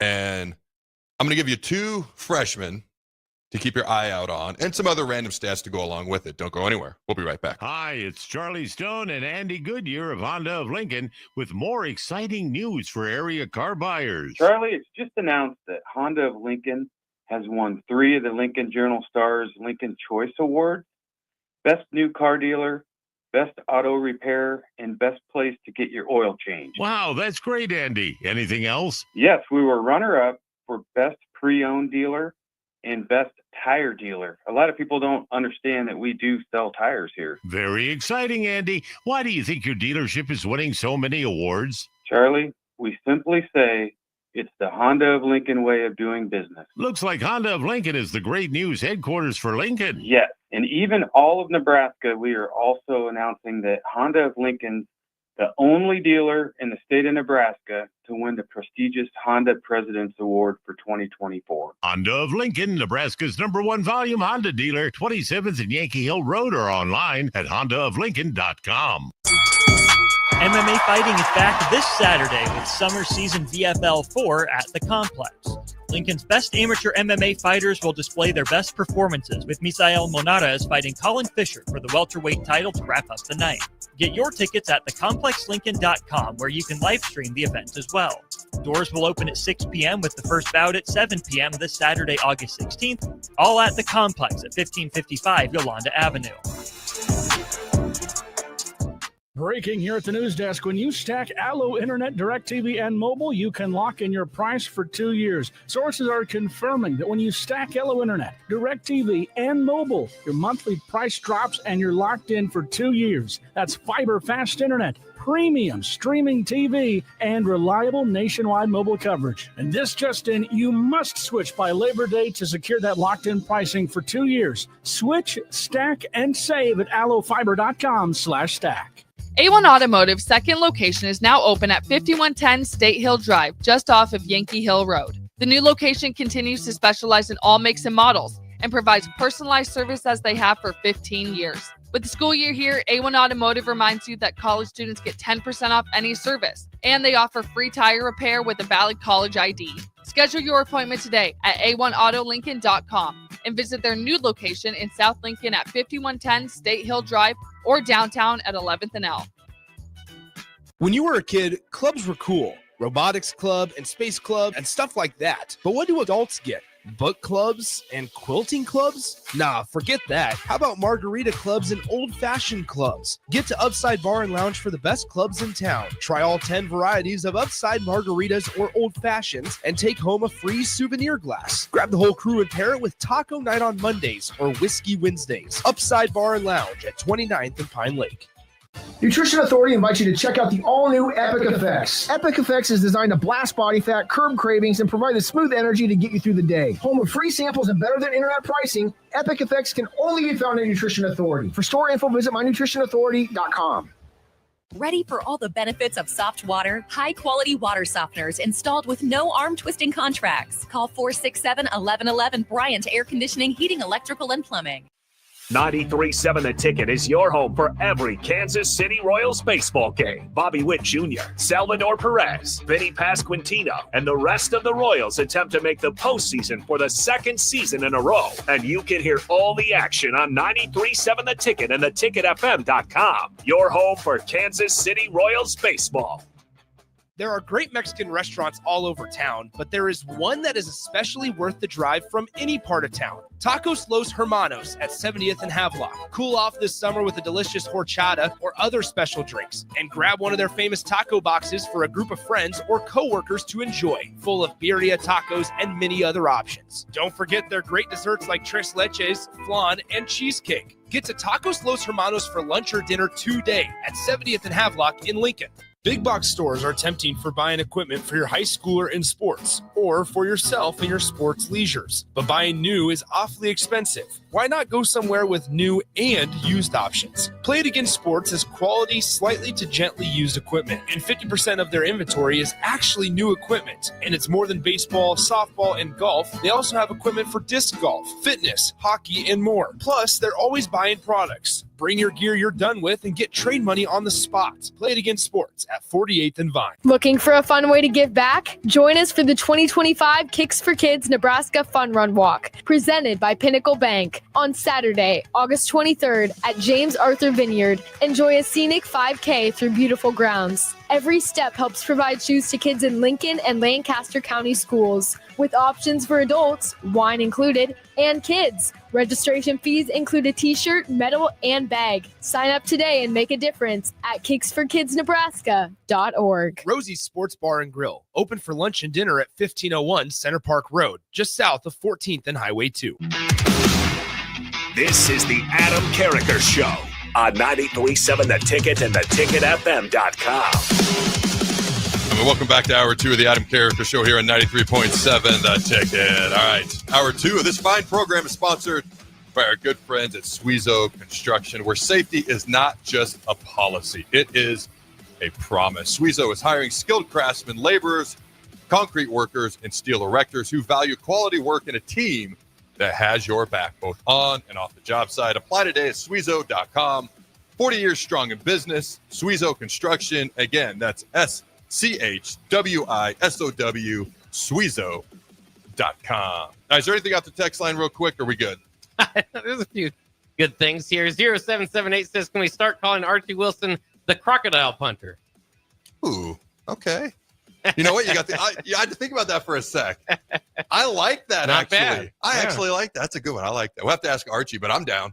9040 says, yes, we are blue blood, true freshman. He expects Mosey and Mills will be both impact players at some point throughout the season. And then 0739 asks, Adam, in today's college football world, would you have transferred after your freshman season? Okay. So I thought about sharing this when I talked about being homesick. I was legit homesick. Okay.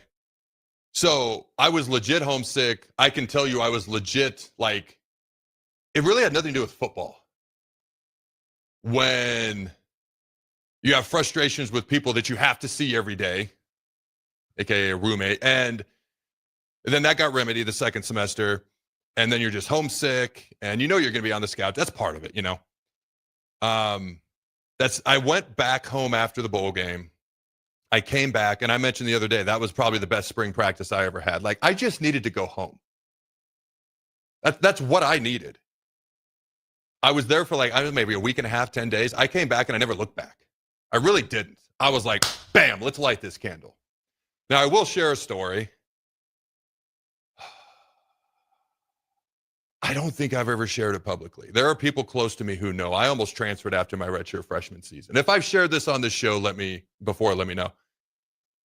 That Oklahoma State game, the last time we beat a Power 4 team, the first game of the season, because you and I looked it up, 2003, 22 years ago, my redshirt freshman season. The night before, the D-line coach came and sat by me while we were eating dinner. He goes, you're going to play 18 to 20 plays tomorrow. And he kind of diatribed why and everything else. The next day rolls around. I played one play, and I still have, they gave me the block of the week. It's like this brick block of the week. I blocked the field goal. I didn't see the field the rest of the day. I played 0 defensive snaps. I was pissed. I don't know how else to put it. Now, had he told me, hey, you may or may not play tomorrow, I'd have been okay. I got no problem with that. You know, that's where you think I'm at. That's where I'm at. But when you tell me 18 to 20 and then it's 0 defensive snaps, admittedly, I didn't always see eye to eye with him. I didn't always see eye to eye with him to begin with. I didn't commit to play to Nebraska because of him. He wasn't even the D-line coach when I committed to play here. But I didn't like being lied to. I didn't like being misled. And I told my parents, I said, I'm thinking about transferring. Because I didn't like being lied to. Like, if you yell at me, if you scream at me, if you call me everything but a child of God, if it's in the vein of truth and honesty, I can live with it. If you think I deserve to play 0 plays game 1 because you're playing a ranked Oklahoma State team and Pelini's first game as a D coordinator and Solich he came off the 7-7 season, he needs to win some games, and you feel somebody else gives you the best option at D end, I'm okay with that. I did not like being lied to.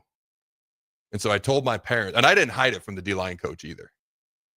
And he got perturbed with me, which made it worse. He goes, you're upset after a huge win like this, which actually did bother me. I was like, all right, am I being selfish? My response was, you lied to me. Obviously, I didn't go anywhere. I would liken it to when I thought about leaving to go to the NFL draft early after my junior year. Because I talked with my dad. And again, it was a short conversation. There's a reason you want to wait 24 hours before you message a youth sports coach if you're unhappy with playtime, or before you talk to somebody if you're upset. Because within 24 hours, it wasn't even a thought. I was just mad in the locker room, in the moment, the rest of the evening. Maybe for about 24 hours, and my dad goes, what do you want to do? I said, my lifelong dream was to play for Nebraska. He goes, so what do you want to do? I go, I can't believe I'm here. It's mind-blowing to me that I actually got to do this. I was a quarterback on a high school team that was 0-9. Here I am halfway across the country, and somehow my lifelong dream came true.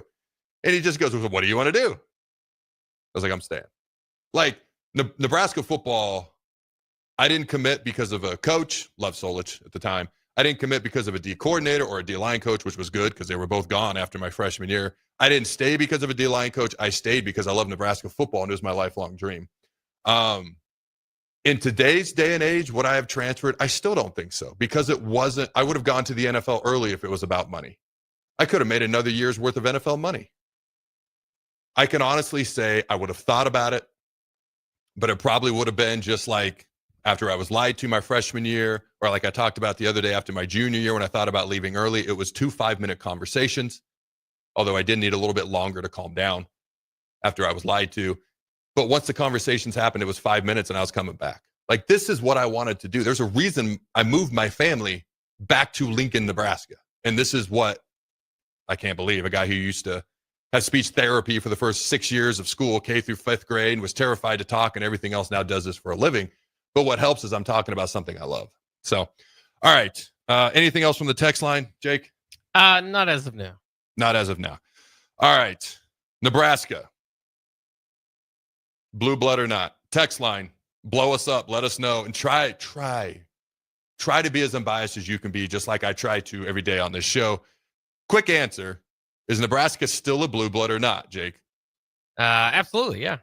So, Pete Thamel, all right, along with Desmond Howard, every Nebraska fan's 2 favorite national analysts, says that here are the 12 college football blue bloods.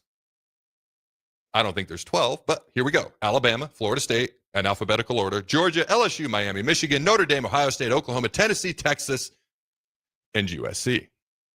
Now, he did talk about some schools that were left off, if you read the article, Florida and Nebraska. Initial thoughts, Jake? Yeah, I mean, I think it's interesting.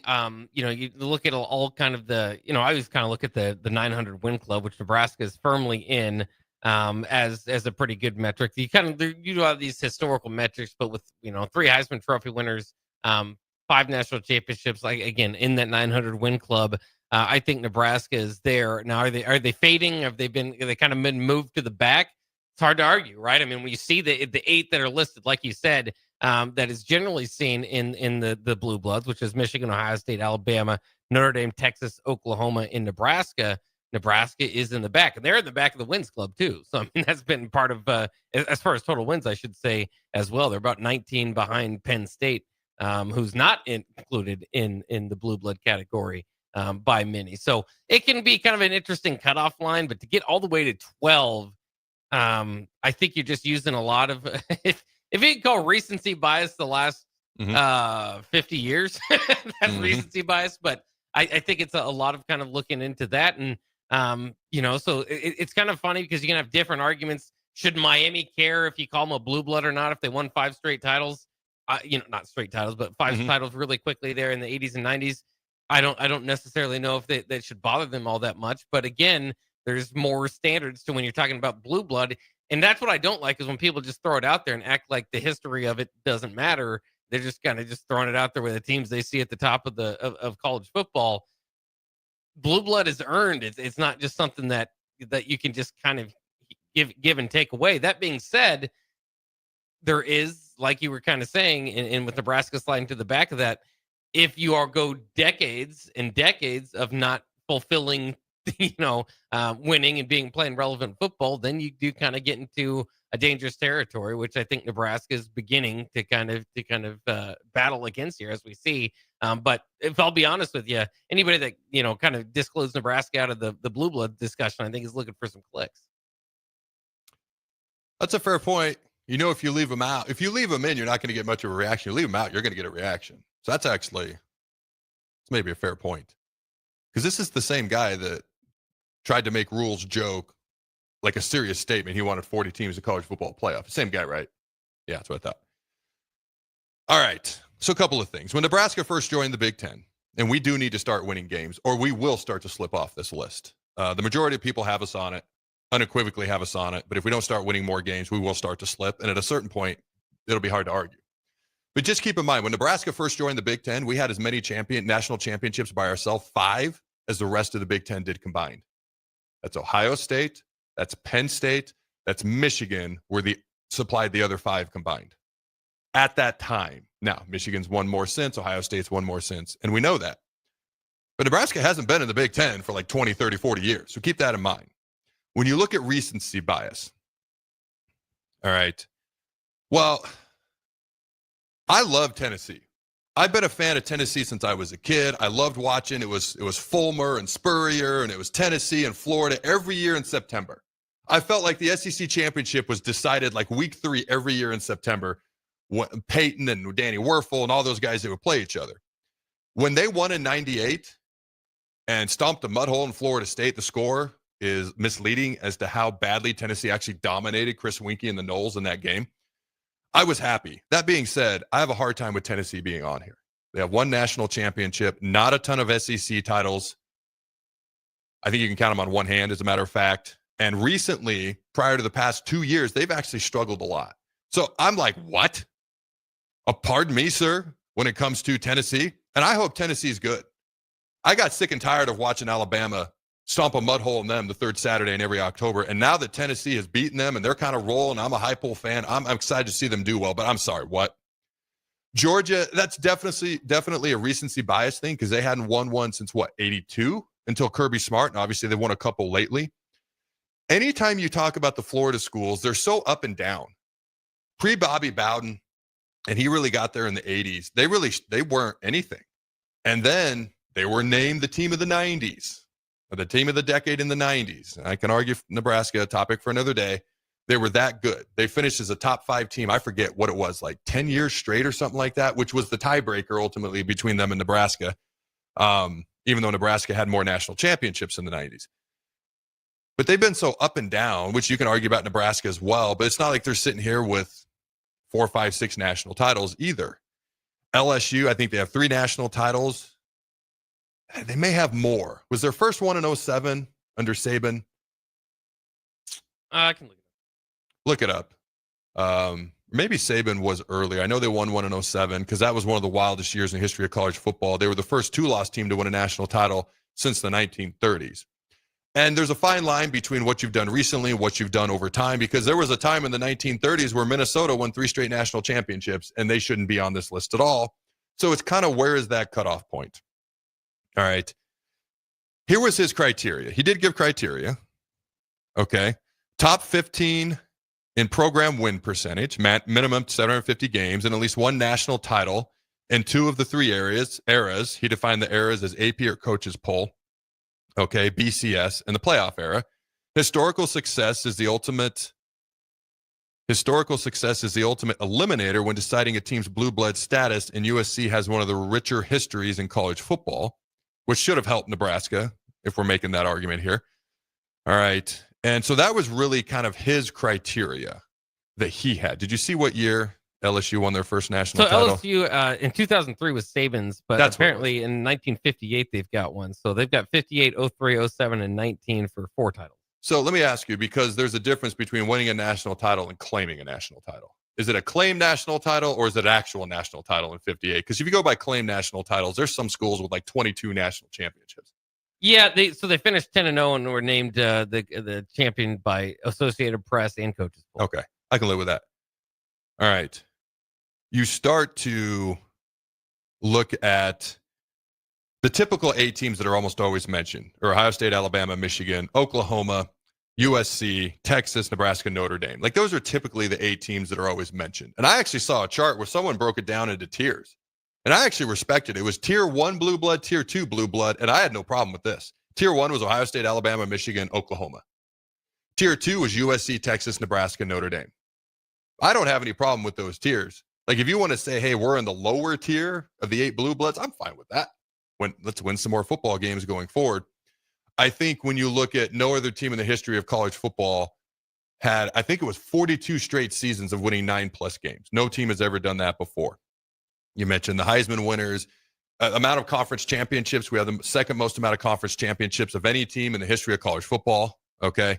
When you talk about a 25-year period where Nebraska won more college football games than any other team in the country. In fact, you look at the last 16 games of Osborne's career specifically, Nebraska could have lost all 16 games and still won more games than any other program or any other team in the entire country. Think about that. Instead of winning a national title in 96, he could have lost all of his games plus 3 or 4 of the previous season and still won more games during that 25-year period than any other team in the country. Osborne specifically, his last 10 games versus top 10 ranked opponents, he was 10-0 and he beat them by an average margin of victory of 21 points per game. Let me repeat that because I said it too fast. 10-0 versus top 10 ranked opponents and won those games by an average margin of victory of 21 points per game.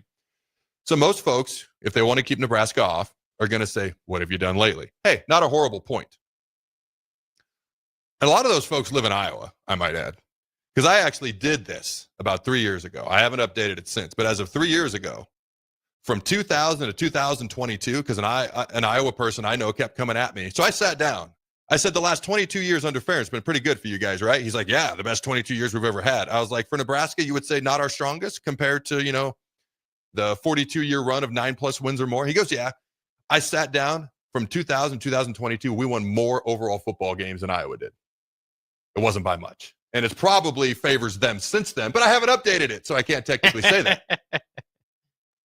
My point is, I truly think Nebraska deserves to be one of the 8 blue bloods. If you go beyond that into 12, they absolutely have to be in the conversation. If you want to say Ohio State, Alabama, Michigan, even Oklahoma are tier 1. I mean, there was a period where Oklahoma won 5 straight Big 12 championships before they went to the SEC, and then they've just been playing like the NFC South, East, and North every year since they got in the SEC, kind of like Florida.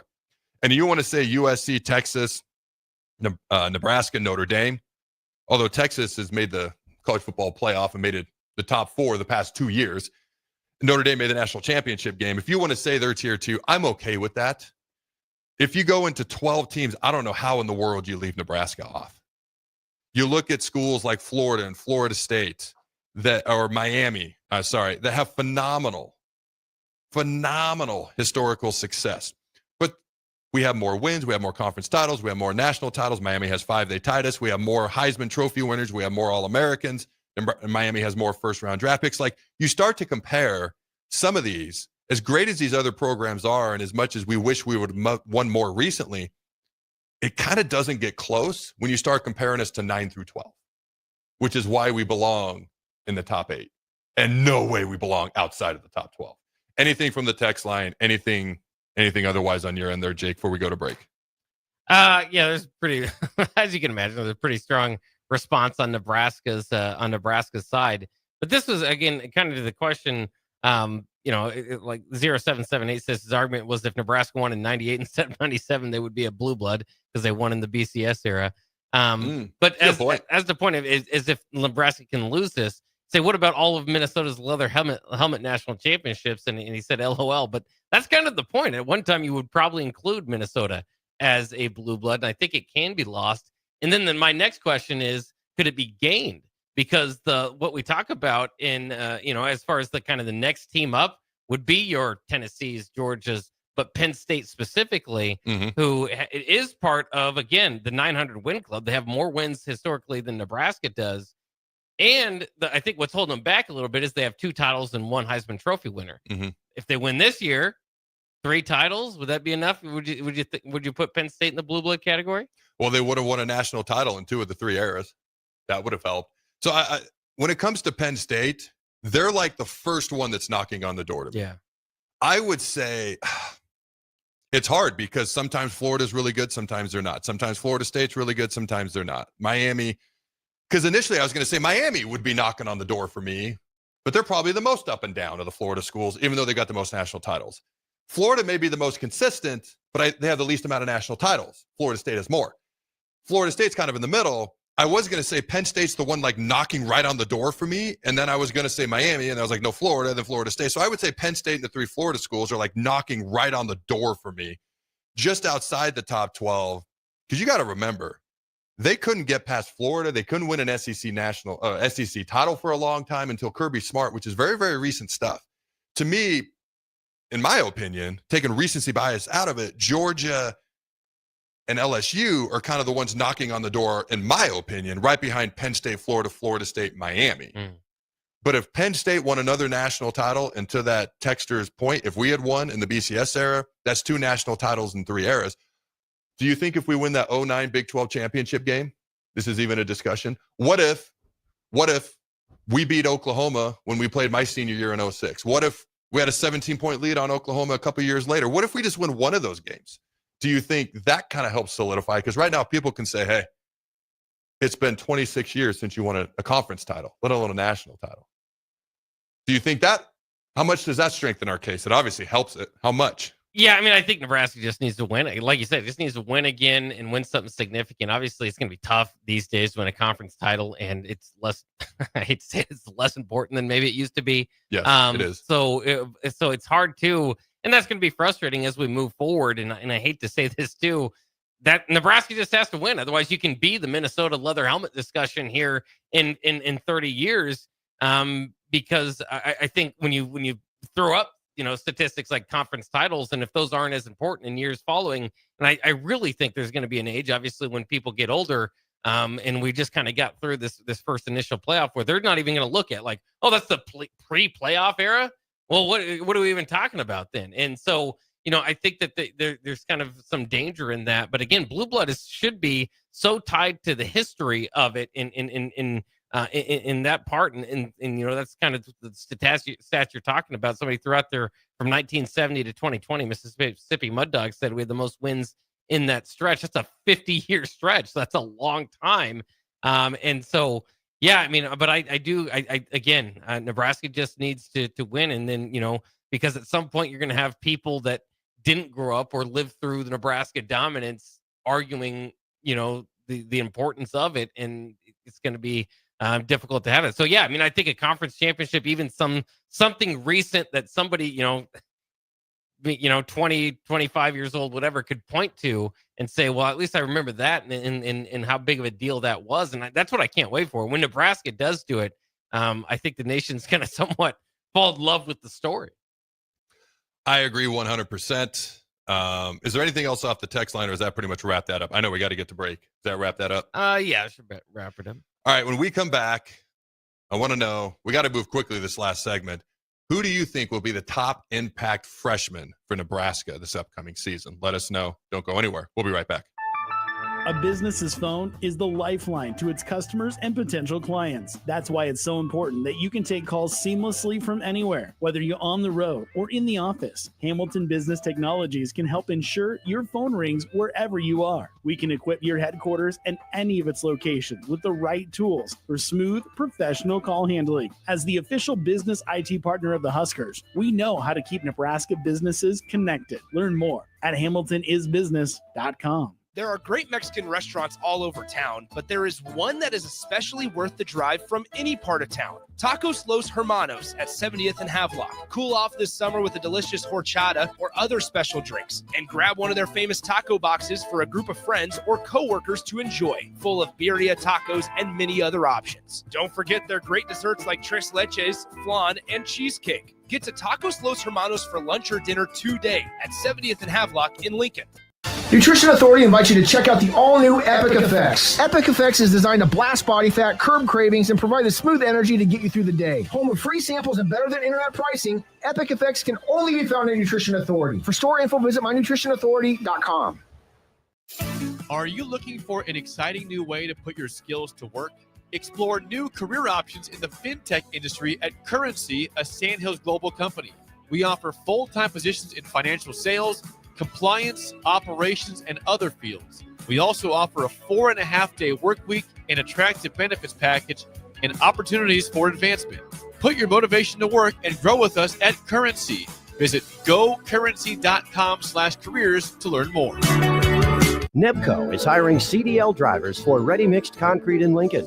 With 3 plants across the city, there are plenty of opportunities to start or grow your driving career. They offer great pay, medical and retirement benefits, paid time off, and they cover the cost of CDL training. Apply today and receive a $2,500 hiring bonus. Since 1908, it's the employees that have formed the company's solid foundation. Start your career today with ready-mixed concrete. Visit nebcoinc.com. That's nebcoinc.com. Rico here with HIS Auto Care at 70th and Van Dorn, letting you know HIS is a great place to bring your vehicle for service.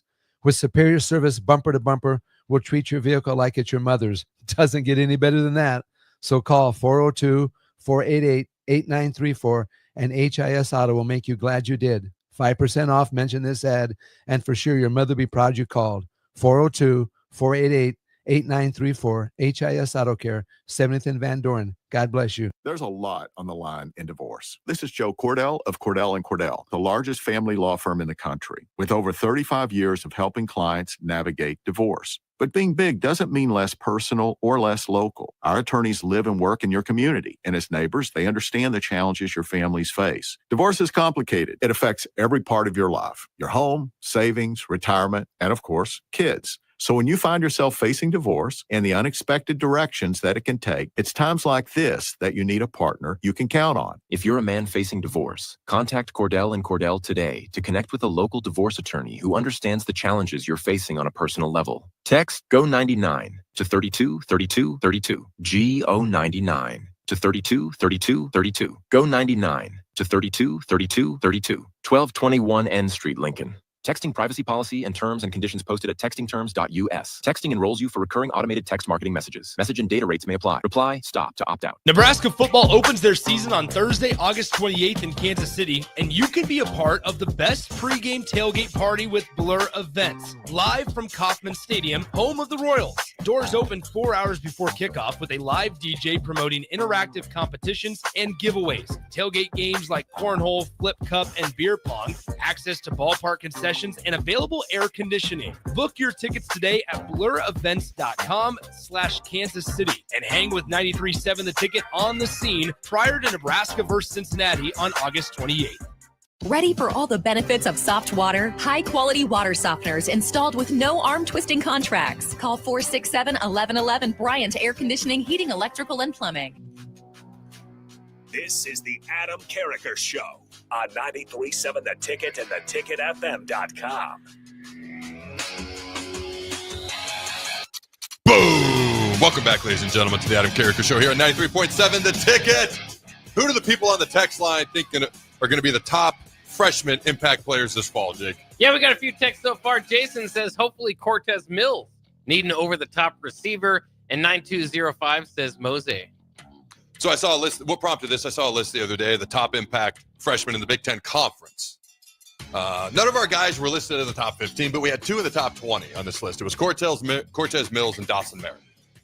And if you remember, all the way back to signing day in December, Matt Rule specifically listed two guys he said need to be ready to come in and play early, and it was Cortez Mills and Dawson Merritt. Now, Merritt was banged up a little bit in the spring. I'm excited to see what both those guys can do. Those are the two guys. Now, a guy like Mosey, who's been moved to running back. How's that running back depth going to shake out? How's it really going to look beyond Emmett? That's a guy that I think you got to keep your eye on. We have a loaded second level of the defense. But Christian Jones is a really good football player. Because we are so loaded with young talent and experience in the second level, I don't know how much he'll play this year, but if he gets a chance, keep your eye on him. And if it's not a lot this year just yet, keep your eye on him down the road. TJ Lateef as well. I know he's starting to catch a lot of headlines. If you remember after the spring, I talked about TJ Lateef. This is a guy to keep your eyes on in general. All right. Anybody else you want to bring up? And I know I've started to go a little bit down the road as well. Immediate, it's Dawson, it's Cortez Mills, it's probably Mosey, especially with the move to running back. A little bit later on down the road, watch guys like Christian Jones. I love what TJ Lateef brings to the table as we start to go a little bit down the road as well. I'm probably forgetting one or two guys. Anyone else you can think of real quick, Jake? Just Jeremiah Jones might be a name to look out for. Very lengthy. He's kind of stands out among Nebraska's wide receiving core. And I've heard some decent things come out of camp. Yeah. Anything else off the text line there? Is that about to cover it? Let's see. Adam says for Nebraska, it's definitely going to be special teams players. My vote is for Archie. So Archie's definitely one to consider. We just, spent like 40 minutes talking about him, and then you forget that he's a freshman. Yeah. All right. I think it's because I have such high expectations for him, but I've got to temper him and remember that he's a soon-to-be 19-year-old, still teenage freshman. Archie, absolutely. Great point. He's absolutely a guy you got to keep your eye on. I'm just going to throw this name out there because the running back room, I do feel like they like Mekhi Nelson. We'll see what happens with some of the other guys in that room, but Jamarian Parker is a guy to keep your eye on as well. Somebody, I predict right now, somebody in that running back room that's not being talked about as much is going to surprise us at some point this year. All right, ladies and gentlemen, have a glorious Thursday. I'll see you fine folks on Friday. Until tomorrow, go Big Red Nose. Remember to throw the ball.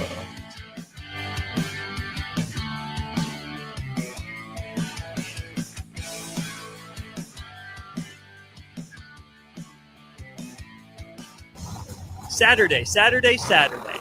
Eagle Raceway is open for a full season of dirt track racing action every Saturday night.